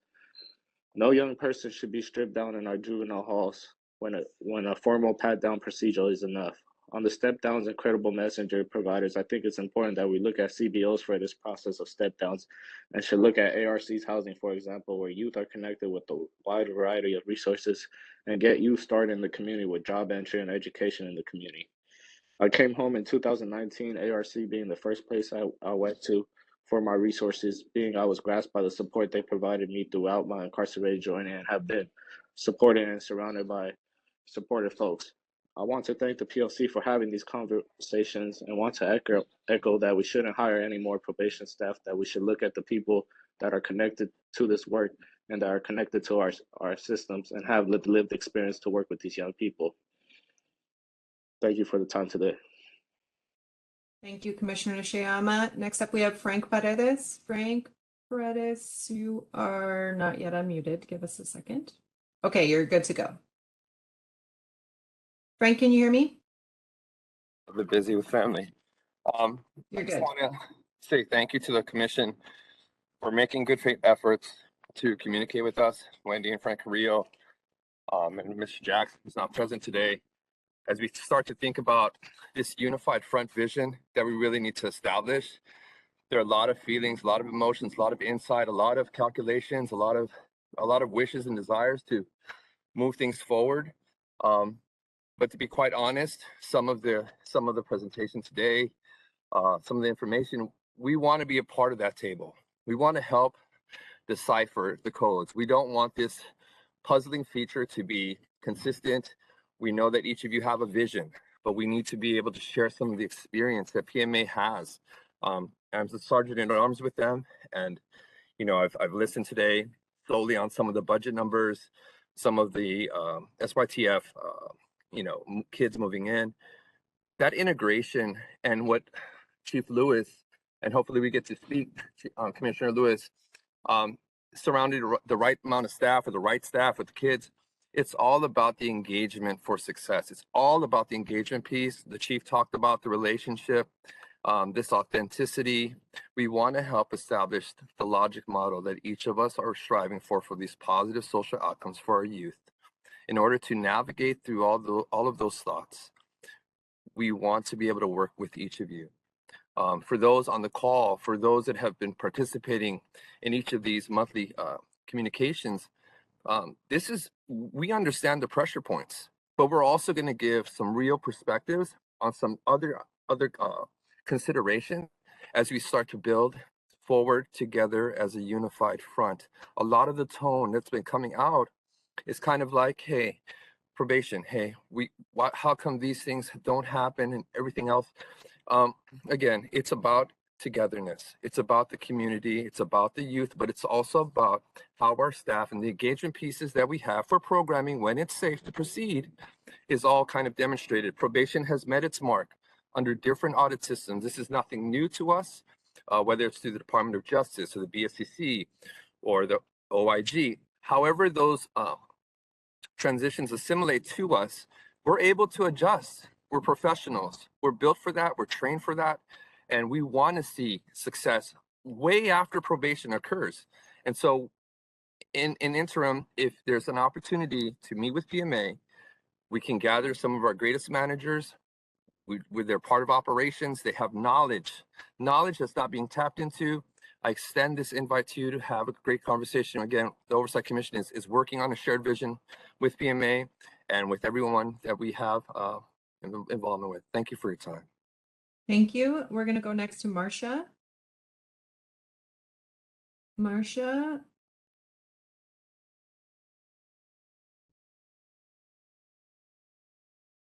I actually see Marcia on there twice. I don't know if that's what's the trouble with unmuting. There we go. Marcia, can you hear us?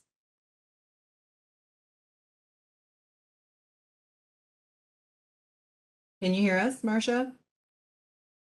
Let's click on the other one, Janae, the other time that Marcia is listed. Okay, how about now? Can you hear us? I can hear you. Yes. Okay, we can hear you now. You're welcome to speak. Okay, great.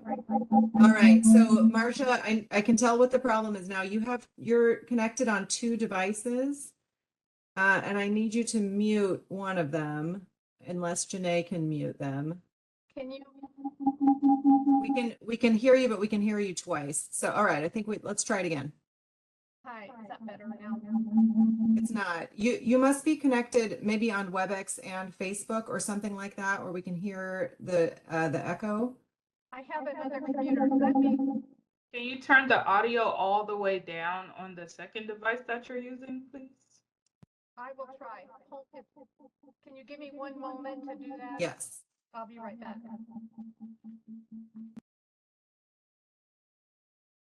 Okay, let's go on to Jackie, and we'll come back to Marcia. Jackie, you can go ahead. Jackie, can you hear us? Can you hear me? Yes, go ahead and Okay, begin. thank you. Hi, I'm Jackie from the Young Women's Freedom Center. I go by she, her, hers, and they. Yeah. First of all, I'm grateful to see familiar faces on this board. It really takes the heaviness off of my heart. So I have a lot to say, but I can't say too much. I don't agree with the holds being taken off, and it's only because I have to hold myself accountable as a mother and as a formerly incarcerated woman too. And from when I was younger, I grew up in those places, and I feel as we it's a probation thing, but also just as adults, we failed our youth right now when all that happened and they transitioned from the juvenile halls to Silmar, and there was a lot of violence. And I feel like that's why probation kind of wanted more staff, and a lot of things happened, right? But a lot of people aren't going to work and stuff because of these things and the violence that was happening. But I feel like a lot of things happened behind that where we have to take responsibility as adults. No one told the parents. A lot of things happened and nothing has changed. They've always been irresponsible like that in a way. And I'm not trying to attack anybody, but it's just what's been happening throughout like the generations. And I'm in a space where like now I've been involved in all this, and I get 13, 14-year-olds out of juvenile hall and they get released to us, and I work with them, right? And I'm realizing that I asked them what they needed as well. And in our reality, like I feel like why haven't they thought of like having a like youth crisis responding team that's like us? Instead of having, they will only listen to us. Like my youth right now don't even disrespect their parents in front of me. And we have that gift, and now the training as well, like de-escalating situations and different things that I know that it will work because it's worked out here and it works with our adults. If it works with our adults that have so much in them, it will work with our children. And I just really, really believe that all the money that's been thrown away, like I would do it for free if I could, you know? But I know that there should be a team where it's like, instead of the staff could be staff, oversee everything, but we could escort them. If there's a fight and there's something going on, we go, because at the end of the day, we've been there, we've done that, and we understand. And a team of us that have succeeded, and we could also not just mentor them, teach them, but respond to crisis situations inside. And like, I don't understand why that has not been inside. I do crisis in the middle of the night out here, and it's been working. And I just really believe that until something like that changes, it's gonna continue. Like, I'm just tired of seeing these babies go through everything that they're going through, because I feel like my generation endured all of that already. And who would I be? Like, I feel like I endured it for a reason for them, and it's not fair. Like, there's nothing else that there is for me. I've done everything. I do it on the daily. It's on you guys now. It's on staff now. It's on you guys, and you guys have to make those changes and allow us to come in and help. That's why we went through what we went through. Thank you. Thank you. We're going to go to Joseph Lopez next. And Marcia, if you are back on, if you can raise your hand, we'll come back to you. Joseph, you are unmuted. Can you hear me? Yes. All right, thank you. Good afternoon, Chairman Carrillo, Executive Director, Chief Gonzalez, Commissioners, and to the public. My name is Joseph P. Lopez. I am the State Ambassador at West Cal Academy. West Cal Academy is a 501c3 nonprofit that helps students secure careers in their field before they graduate.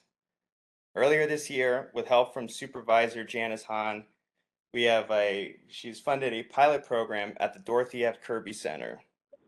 It's for 24 weeks minimum, where we will teach youth about careers in the trades and also white-collar professions like medicine or in law.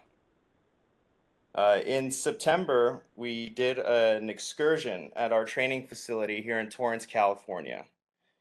And at the excursion, we talked about careers in HVAC, which is air conditioning and such, dental assisting, and we did CPR training. The youth there did CPR training on little baby mannequins. That was a good time. So from that, also the youth earned 5 units of transcript record, so already a clear deliverable. But ultimately, I'm here to talk to you all to invite all the commissioners here, as well as the staff, to our training facility in Torrance. And also, we would invite you to one of our class sessions, either on Wednesday or Saturday. And if you need to get a hold of me, my email address is joseph@westcalacademy.com. It's Joseph spelled the regular way, at westcalacademy.com, WESTCALACADEMY.com. We look forward to seeing you all here in Torrance. Thank you very much. Thank you. And we'll go back to Marcia now. Thanks for your sticking to this, Marcia. Let's try this again. Yes. Oh my God, I can't believe this. Yeah, we've still got the echo. You want to try the other? Okay, let's try one more time. Okay, can you hear me now? We can, but we can hear you twice. I'm only on one computer. Can I recommend, Marcia, can you send Janae a phone number in the chat, and she will call you. The number will not be published anywhere, and we'll get your comments on. That's probably the easiest way to do it at this point. Let's go next to Zoe. Zoe, we're going to unmute you, and you're good to go.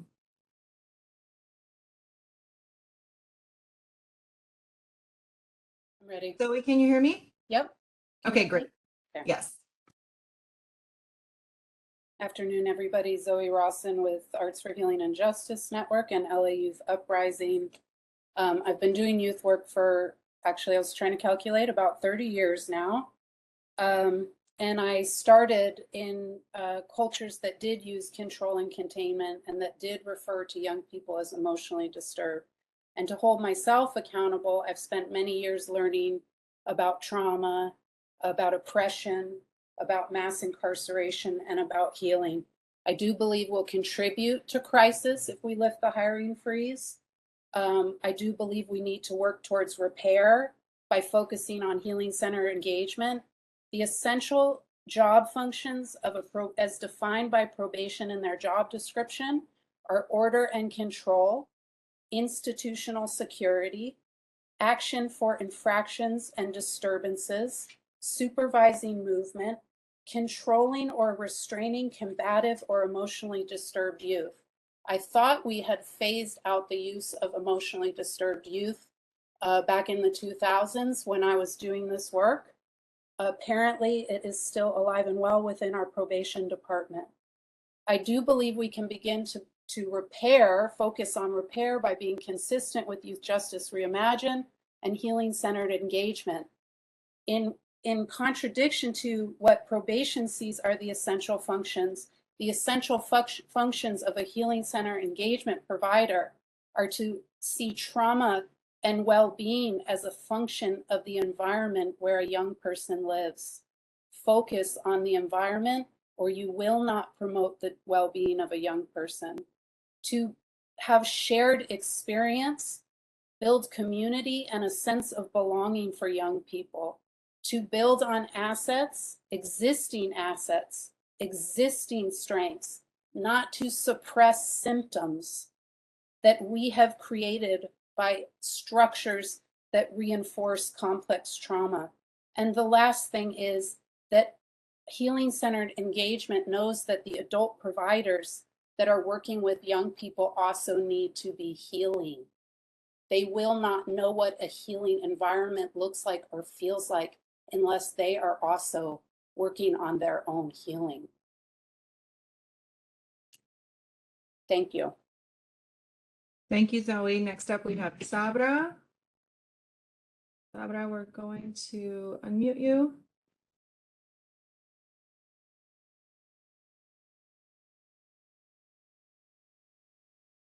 Okay, can we hear you?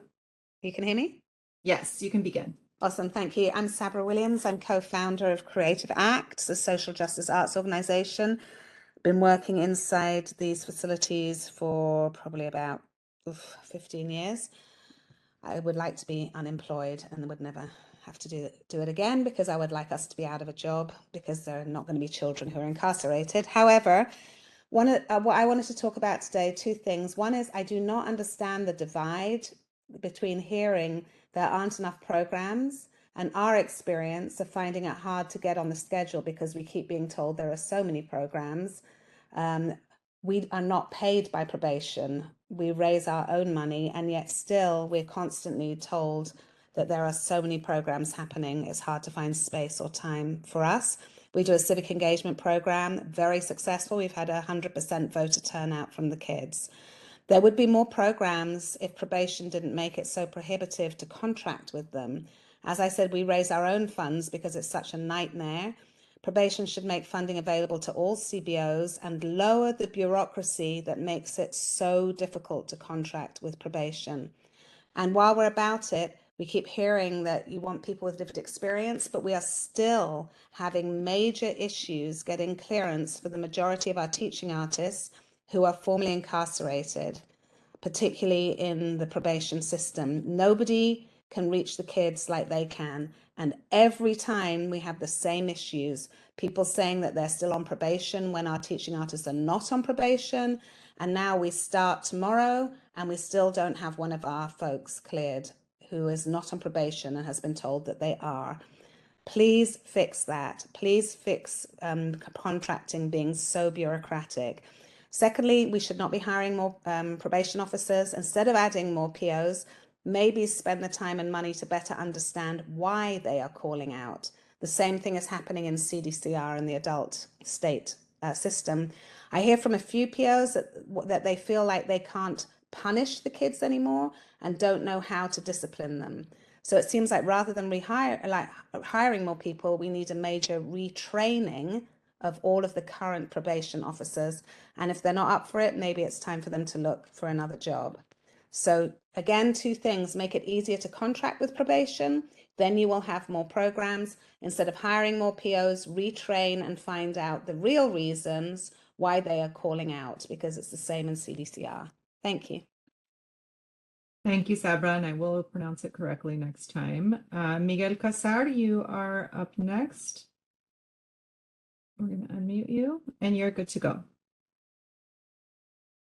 The public sort of an insight as to what continues to happen in some of these places.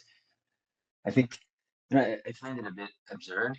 I think that we kind of like find ourselves in this moment where we recognize somehow that when you create conditions for young people to flourish, when you create environments where people's rights are respected, when you treat young people with dignity and build relationships, guess what? Things get better. Of course they do. This is not rocket science, and it's kind of appalling that we're treating it as such. What is also sad is that this is actually quite incriminating of the disaster of a system that we continue to sponsor and that we continue to endorse and we continue to allow for the normative reproduction of the system. It is not surprising, and yet it continues to be infuriating. How many more stories do we need to hear about Silmar? And again, for many of us that have had these trusting relationships with young people for a long time, that have been caged in that place, these are not new, they're the norm. Again, what's happening in Silmar is not, and it's also not just about the lack of something at Silmar. It is the presence of a culture, a set of beliefs about young people, a set of practices that are endemic to probation and that continue to trample upon the rights of young people. It's a disaster. I really hope that we can stop talking about the lack of staff and we can begin to frame it as it is, which is a problem of staff not showing up, because what we've seen is that this bloated and the egregious size of probation is literally only matched by the amount of political power that they have, and especially that of its union. So this crisis, quote unquote crisis, has been manufactured, and now they're trying to capitalize on it. It's almost like an abusive relationship where suddenly we find ourselves grateful when probation does a very, very bare minimum and treats young people with dignity. What we need is accountability. We need for all these bodies, including this one, anybody that has power and responsibility to the public to use that power to bring urgency to the situation and stop dancing around the issue. I also really appreciate Commissioner Dupuy's recognizing the need for bringing organizations and bodies and departments whose culture is indeed aligned with the broader goals of Youth Justice Reimagined. We're trying to do the impossible to salvage a criminal bloated institution whose culture is antithetical to what we're trying to do. And it's not like we don't have enough evidence, right? And again, the amount of energy that everybody's spending to try to begin this process, to try to build accountability, it's almost like we're trying to turn around this massive boat, and trying to convince them to treat young people with dignity, right? And we're also thinking about that same institution to be able to fulfill something like Youth Justice Reimagined. It's absurd, and I hope that we treat this with the urgency and with the importance that it requires. And I also feel like always an obligation to say this is not about good people, bad people, good intentions, bad intentions, but it's about policy, sound policy and action that needs to be taken so that we don't keep making mistakes. Thank you, Miguel. That's your time. Thank you for being here today. We're going to go to Marcia next. We have Marcia on the phone now. Janae, tell me when we're ready. Or Marcia, if you can hear me, I'll let you know when we can hear you. Hi. Okay, great. Yes, we can. Please go ahead. Oh, thank you guys so much. This is Marcia McLean, and I'm councilwoman for the city of Santa Clarita. And in listening to you all today, the one thing I get out of this is the frustration of what's going on at Barry J. And I don't understand who's in charge and why in the world are they not told that they need to fix what's going on there so that those serving at Barry J would be able to finally get the help that they need. I don't understand that at all. It seems to me that there is absolutely no one in charge that can make Barry J what it needs to be to help the young people that are there. And I'm not sure what you're being told, but I want to let you know that I know Adam Bettino and his group are looking at Camp Scott in the middle of a residential area with none of the security methods in place that are in place at Camp Kilpatrick right now, and telling you that spending many, many, many millions of dollars over the next 5 years is going to be the solution to your problem. So I just want to let you know that what he is telling you, if he's telling you, is simply a problem and not a solution to what you need for our young people. So once again, I understand your frustration. I understand the frustration of the families of those incarcerated at Barry J. And it will be far less expensive to make Barry J the facility that you want it to be in order to help the young people and not treat them like apparently they're being treated. I think that's really terrible, and I don't blame the families at all. So just get somebody in charge who can make it right. I'm not sure who that is, but please, when you make your recommendations to the Board of Supervisors, tell them that that's what needs to happen. Thank you so much for listening. Thank you. Next up, we'll go to Stacy Nunez. Stacy, we're going to unmute you. And you can begin. Yes. Okay, great. Good afternoon, everyone. My name is Stacy Nunez. I'm here on behalf of the Youth Justice Education Clinic and the Education Justice Coalition. And from everything that I've read from the reports and what I've heard, I'm deeply concerned by the fact that this is even being considered. I'm incredibly concerned that a quote unquote down payment, as it is referred to by the probation and the report, of 150 new POs implies that there would be more should the hiring freeze be lifted, which would be moving backwards in terms of implementing Youth Justice Reimagined. Instead of hiring more POs, as has been mentioned already, bring in credible messengers and bring in more CBOs. We should be using money to bring in more programming options for young people, both inside the facilities, but also connecting them with programs and opportunities in the community to better bridge the reentry gap. And the probation department claims that they need to hire more staff to comply with the DOJ settlement, but why would hiring more officers help them comply now? So many of the officers are on leave and just not coming into work. Simply hiring more POs does not address the need to improve the quality of education, access to mental health services, or create an environment more appropriate for youth development. Students don't have access to education right now, since many are relegated to independent packet work and constant quarantines due to exposure outbreaks. Hiring more POs would only create an environment that isn't conducive to their development. It's like trying to patch up a broken system with something that hasn't worked in the past. The department should ensure trauma-informed, health-centered, care-first practices of their current POs and staff instead. And they also bring up the youth to supervision ratios for the PREA, but what kind of message does it send to bring in more officers after so many allegations of sexual misconduct have been brought up without any solution or justice being provided for that? And if you were to move forward with this hiring freeze, which I hope you don't, probation did recommend starting a work group, but I think that if they did that, it should be expanded to include community members with lived experiences in these systems so that they could properly give input into the training to make sure that it isn't just a repeat of what's already happened. And there should be accountability. There are currently no consequences or incentives to have probation follow through with this new training that may or may not be implemented. So I really hope that the POC either opposes this hiring freeze or makes sure that there is high accountability for moving forward. Thank you. Thank you, Stacy. Next up, we'll go to Maureen Pacheco. Maureen, you are still muted, but give me a second.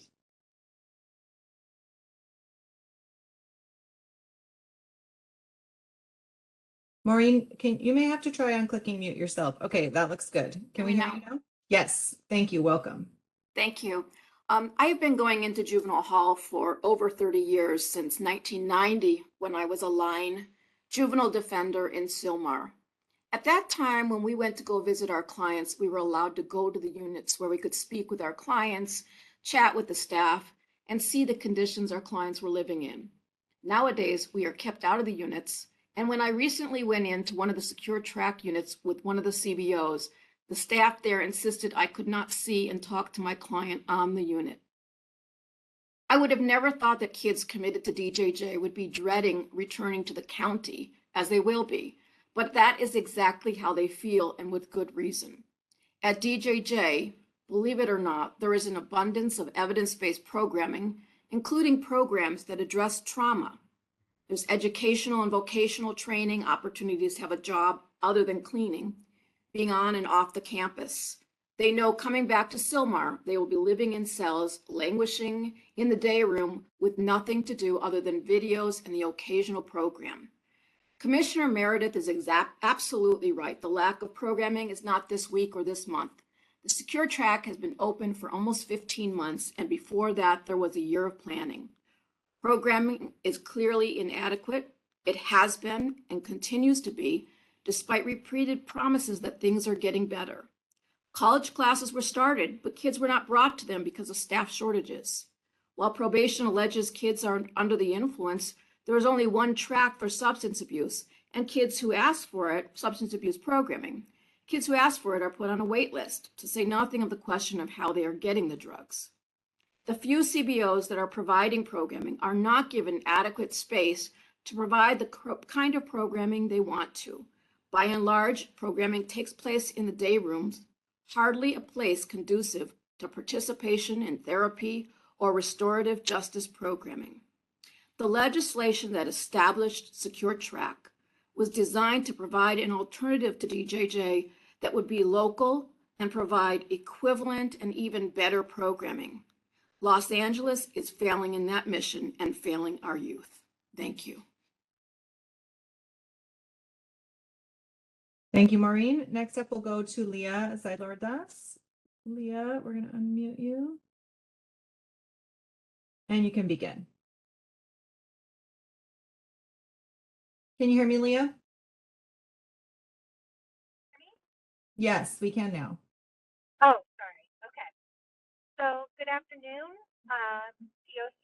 This is Leah Zailordas. I'm Justice Policy Lead with the LA School of Law's Criminal Justice Program. I just wanted to call in and really urge the POC to consider putting forth a resolution and to pressure the board to tell the Board of Supervisors not to lift the hiring freeze on probation officers. I think, a lot of the comments here today have really and should really open the commission's eyes as to what kind of entity probation is, which is one that does harm to young people, that does not provide safe facilities, and that has a history um, in creating conditions for young people that are not safe and are not conducive to their well-being and their healing. And the fact that I'm pretty tired of calling in. I call in a lot. So I'm tired of calling in and talking about SYTF and trying to explain why Mary J isn't an appropriate place for young people. Why it's called the compound. Why why we aren't talking about bringing in community-based organizations and compensating those community-based organizations to actually provide services. I'm pretty sad to hear that there are CBOs who are calling in to give public comment and are talking about the fact that they're funded by outside funders and the process to go through getting money from the county is so arduous that they'd rather not go through it. Those community-based organizations are the cornerstone of what young people that are in these spaces really need in order to feel safe and have access to healing opportunities. And so one of the biggest things that needs to be talked about more is how can we fund those community-based organizations and credible messengers and people with lived experiences to come into the juvenile halls and camps and provide those supports to youth, because they by far could do a better job than any law enforcement official, which is what probation is. They're a police force. They're violent, and they cause dangerous conditions to young people in halls and camps. We need those community-based organizations more than we need probation. And so please, do not, please do not consider lifting the hiring freeze. Please support It's an your time, alternative Leah. that. Thank you. And Chair Carrillo, we have one final comment. That's Krista Newble, and then I'll turn it back over to you. Krista, we're going to unmute you and you can begin. Can you hear me? Hello? Yes. Okay. I wanted to address a few things. The first thing I wanted to say, the caller that just finished, probation is not a police organization. We're not here to abuse. We merely detain until the judge decides where that person goes. The salaries that Nicole's put out, which I understood how she got to those numbers, they are very incorrect, because if I would have stayed in the halls and I can make $183,000, I wouldn't have promoted 3 positions beyond that. It's just not factual, but I do understand how she got to that number. If you go on the 685 website, they actually have a list of all the facilities and the positions and how much they make. It is public record. You can see it. The right sizing comment that Nicole stated, the only thing I have to say to that is that we've been on a hiring freeze since January 2021, placed on by the CEO's office, and then the study didn't start till October 2021, no fault of ours. Now we're here in September 2022. She indicated that they felt like they were being rushed, but we're at 18 months and we still have no information, no number, no nothing. So it's about time to get some information on what the right sizing is, because it's been 18 months. As far as the question as to why they're not coming into work, I keep hearing that all the time, and it would be prudent for someone to evaluate the cause, since we know the effect, versus just saying they just don't want to come in, because that's not the case at all. Before settling on, they're lazy, they don't want to come in, they need to just get fired. Someone needs to ask the question why they're not coming to work. What is happening? There's an epidemic, and why is that happening? Because this has never happened before. until essentially COVID, right before COVID started.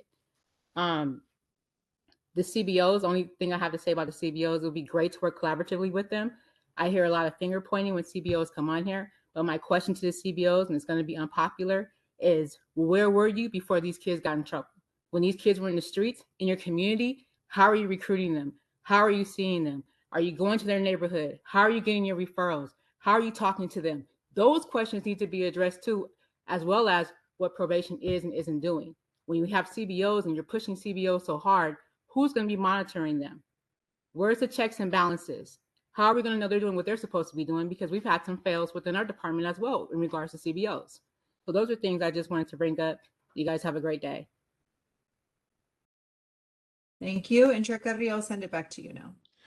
Thank you, Wendy. Thanks for all the comments, everyone. Commissioners, do you have any questions or comments or wish to propose any actions on either of our agenda items today? I'm looking at some raised hands. I see Commissioner Nung, your hand is up. Yes, thank you. I want to thank everyone for speaking today, both presenters and all the people who called in. Based on everything that's said, I would like to make a motion for this commission to adopt a resolution recommending that the Board of Supervisors decline the Probation Department's request of lifting the hiring freeze for the Probation Department's Juvenile Institutions Services Budget Unit. And I'll second that. Commissioners, we have a motion on the floor. We can open it up for discussion. If you have any comments or would like to ask Commissioner Nung any questions, commissioners, now's the time. The floor is open for discussion on this motion.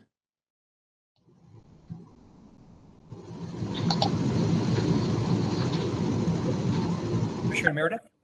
I understand the point of view on not lifting the freeze. However, foregoing the abuse that may be taking place on leaves and that, there is an impact on not just the staff, but there's an impact on youth that are in custody, that their safety may be of concern here. So I would be opposed to this motion at this point in time, just because we do need to make sure we're staffed adequately. And I understand that 42%, that's often, it does not make me happy, as you've heard me say before. If you can't do this job, go find a job elsewhere. But in the meantime, we have to fix the problem the best we can. Thank you. Commissioner Garcia-Leyes? So we had probation leadership come to our past meetings and talk about how they needed to hire 130 people, that they were not talking about a broad hiring, lifting the hiring fees, but only replacing, that was going to be enough to make a big change. They haven't done it yet. So I think we need to do that first. So I think this is premature. They've got 130 positions to fill already. We've been told that would be enough. And it seems like a lot to me to take care of the crisis in staffing the halls. So I don't know why I would possibly support something that they promised, not promised, but explained that they didn't need to do a couple weeks ago. So I'm in favor of the motion.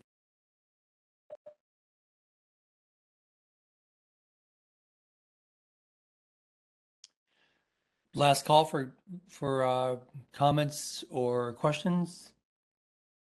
Okay, seeing none. Wendy, can we get a vote on this motion, please? Yes, and I believe we have 6 commissioners present, which means that a majority is 4.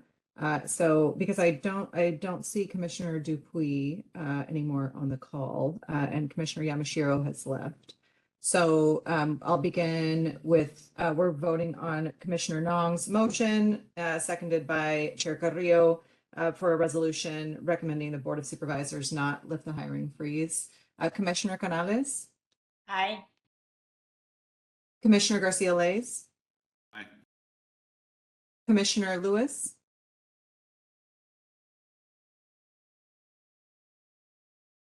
Commissioner Lewis, if you're speaking, I can't hear you. We'll come back to Commissioner Lewis. Commissioner Meredith? Aye.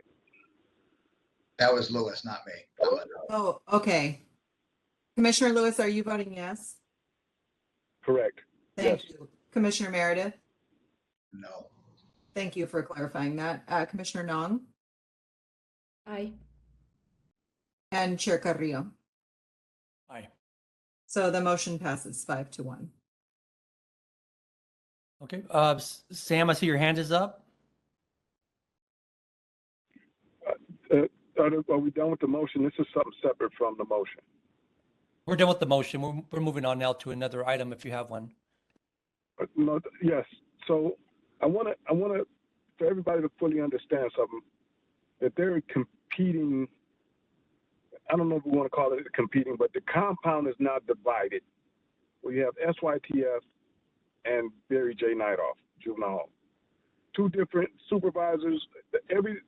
So let's say, for instance, if I want to run programs in the SYTF, I have to go through different permissions to do that as compared to Juvenile Hall, pre-dispo.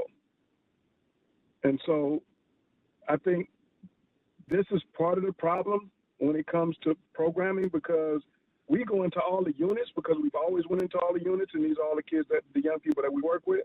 However, I am acutely aware that the SYTF is under different supervision as compared to the rest of the compound, if that makes sense, the rest of Juvenile Hall. This is also, so here's some of the staffing things that are coming up. Certain staff are being selected to staff SYTF who may have been in the compound for a while and actually know how to work with these young people, but because they've chosen, they were not selected, you're getting different staff that are moving in, which disrupts consistency. The other thing that I want to point out is information and power to make decisions for supervisors that are on the ground is very important when situations occur, when things can get out of control. Like one of the things, and I go back to this, one of the things that really got a lot of youth upset was no one could tell them if they could have their pictures, their hygiene products, and their letters. There were no answers. I had to help get that answer. It shouldn't have, the supervisors that are on the ground there should have the power to reach out or the power to make the decision in order to make sure that, one, these things are, like, you could potentially have had some youth fighting with staff. It didn't happen, but they were really upset because no one could tell them when or if they were going to get their pictures, their letters, and their hygienes. And that handicaps the staff that are there that are trying to do a great job. I saw a supervisor explain over and over again, I don't have the answers. If you think about it, for a 19-year-old, that's not a good answer for me. You took my stuff. I want my pictures of my daughter or my mom who passed away, and you're not giving them to you, and now I'm getting angry. I can verbally convey that, but a young person that's in these situations, they can't, and so it doesn't make sense. And it didn't make sense to me why this staff member didn't have the power, the supervisor over the SYTF had no answers. And so those are things that I think should also be taken into consideration. And this is like, how do we disengage SYTF and regular juvenile hall to make this a clear cut where we're not mixing and matching and you have to go through all these different things and this supervisor can't give answers because this supervisor reports to this different person over here. From what I've seen and what I've heard and what I've listened to staff say, is both confusing and it does not empower staff to be able to make great decisions and actually be able to run a program that will help these young people. Thank you, Commissioner. Commissioner Canales, you're up. Thank you, Commissioner Carrillo. Yes, I would like to put forth a motion. I would like to request for probation to give us the actual cost of the call out and leaves, maybe for the fiscal year of 21-22, and so that we can get the real data behind those numbers. I'll second that. Thank you. Wendy, is this request have to be a motion? I think it's better for it to be a motion, but I was actually going to ask either the Chief Gonzalez or Fletcher if that's the right question to ask, or if you had any thoughts about how to get the actual impact of the cost. Wendy, I think you can request it like you have in the past. We can give you that data. We've been working with Department of Human Resources, the county, and also county council and CEO's office since April to try to have a HR strike team. So we've been getting a lot of data. We can share that with you, I'm sure. We just run it by county council, make sure we get that to you. That sounds great. So I think what I heard Commissioner Canales' motion is to request the actual cost of the leaves and call outs and over the fiscal year. But maybe what we'll do is if you already have information that's slightly different than that, that you can just provide to us, we'll come back to the commission and adjust that if that sounds okay with the commissioners. Yeah, we've been having a lot of data collection and analysis done by DHR, so we can share what we have. And if you need something else, just let us know. Great. Does that sound okay, Commissioner Canales? Yes, thank you, because there's been a few different numbers, thrown out in today's meeting, and I think it would just be best overall if we just had the actual numbers, and we could see those. Thank you. Also, I would like to raise one more issue. I heard all the calls, and I thank everybody for calling in. But Jackie called in with this vision about the youth crisis response team. I love that suggestion, that idea, that vision. I understand, though, we can't even get the programs that we have going right now in there, but I would just really like to build more on that because I see how it would work for everyone involved, youth and staff. And so I just wanted to make that comment. Thank you so much. I hope it's something we could really look into deeper and take that suggestion. Thank you, Commissioner. Sam, I see your hand is still up. Is that from the previous comment or you want to jump back in? No, that was from the previous comment. Thank you, sir. I have a comment about a couple different folks who were speaking today. And it was really about mixed signals about providers who are going in. And Wendy, maybe you can help me here, maybe county council or maybe the chief. But I would like to request either a roster of these people who are coming in along with a calendar. And maybe if there's even a calendar that has been predetermined or pre-approved, so that we can see what the movements are with these nonprofits who are going in. I need some of your advice, Wendy. There. That is actually an existing request, an outstanding existing data request that the commission has already made and that we're waiting for from the department. So we've received some of the calendars for some of the facilities.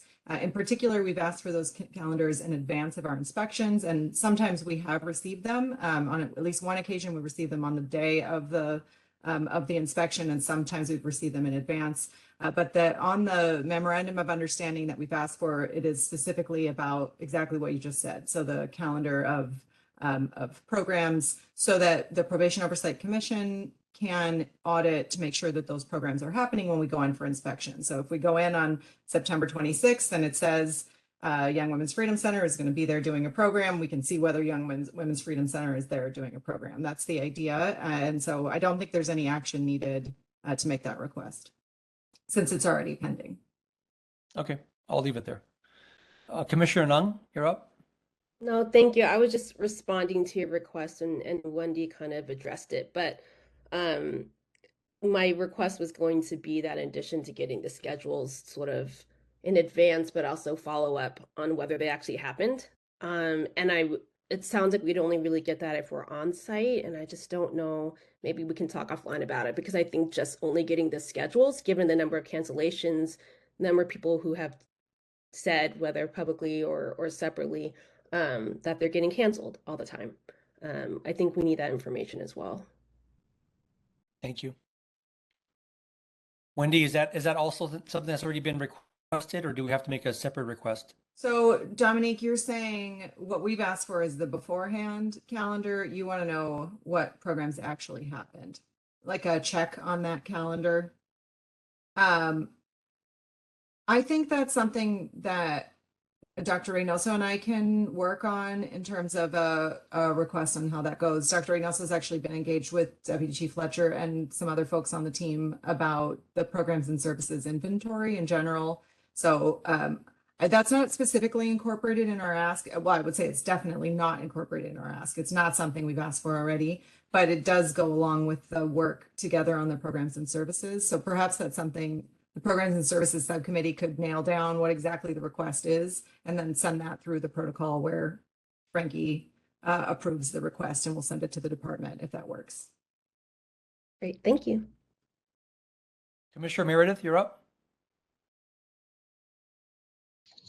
Okay, I had a big preamble, but I'm going to skip that for now because I got another call to get to. My point of view is I've been on this commission, either Probation Commission, the Probation Oversight Work Group, which was a precursor to PRIT, and now POC. I've been doing this for 22 years, and nothing really has changed. I've been doing 9 chiefs, and I know where the problems lie. And a lot of it lies at management, executive management. I know that's not going to make me popular, but I don't really care. I'm not here for popularity.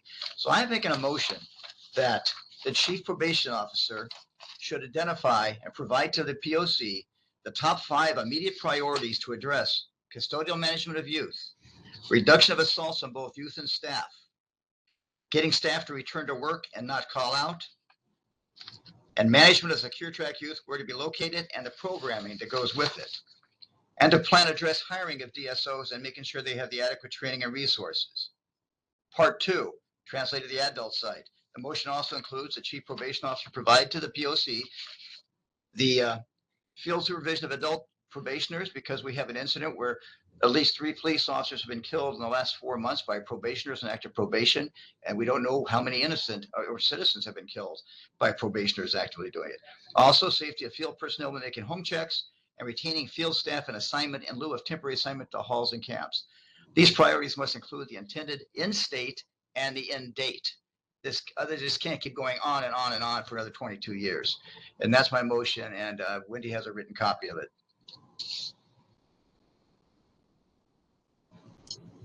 I'd second that, Don. Commissioner, we have a motion on the floor. Commissioner Nung, I'll get back to you. I see your hand is up, along with Garcia Lays.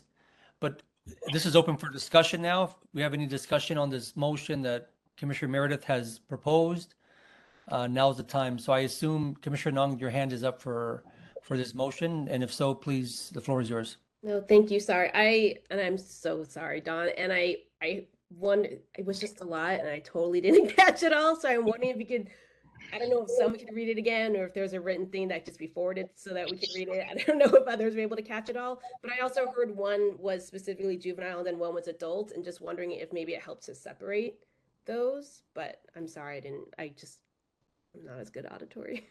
Okay, I can do it separately. I'll recap it. On the juvenile side, the chief probation officer is to provide the POC by the next POC meeting his top 5 priorities, immediate priorities to address custodial management of youth, reduction of assaults on both youth and staff, getting staff to return to work and not calling out, management of secure track youth, where they're going to be located and the programming is going to take place, plan to address hiring of new DSO, DPOs for custody management and training needs and the resources they have. That's the first motion. I'd second that. Taking it one step at a time here, Don? Yes. Children and then adults, okay? I can make Dominique happy.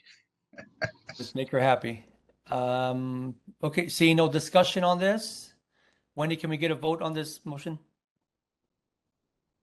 Yes, we can. I was just noting that I believe Sam has left the meeting, so we now are down to 5 commissioners, which is still a quorum, right, Alex? We're good to go? Yes, 5 is a quorum. Okay. All right. So we're voting on Don's first motion related to youth and seconded by Chair Carrillo. Commissioner Canales?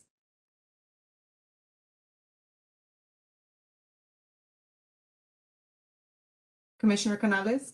Oh, apologies.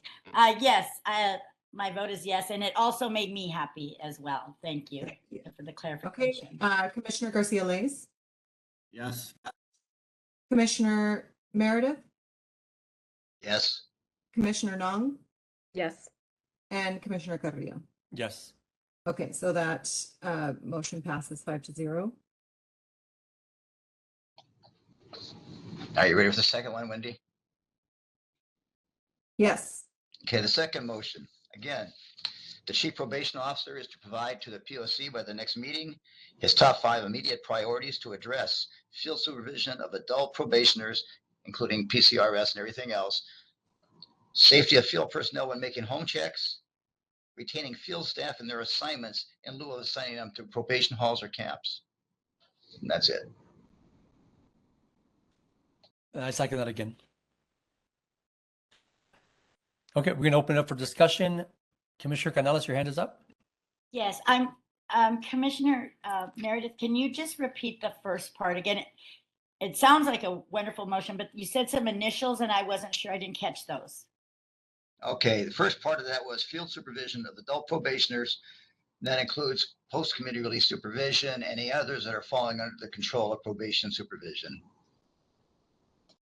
Thank you. Okay.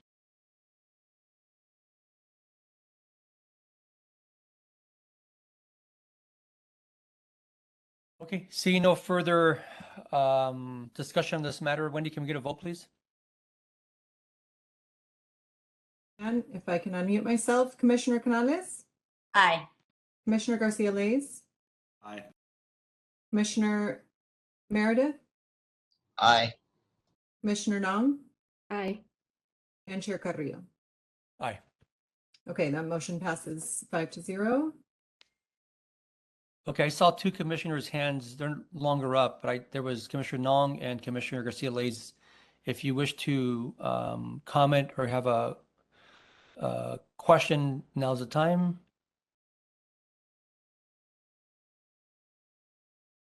Okay, we're moving on. Thank you, guys. Okay, Wendy, are there any matters not posted on the agenda to discuss or to place on a future meeting agenda for action? And this is for commissioners and staff. Don't Not for see any me. hands raised. Okay. Okay. We're moving on. Okay, so we're now to agenda item number 6. Thank you all for your comments. As a quick reminder, be sure to follow us on social media at LA County POC. Also subscribe to our new YouTube channel by searching Probation Oversight Commission and clicking subscribe to receive reminders about our upcoming meetings. Visit our website at poc.lacounty.gov to subscribe to our email listing. It is now 4:31. Let me make sure. 4:29, forgive me, 4:29. And I adjourn this meeting. Thank you, and thank you specifically for being patient with us today. Have a great day.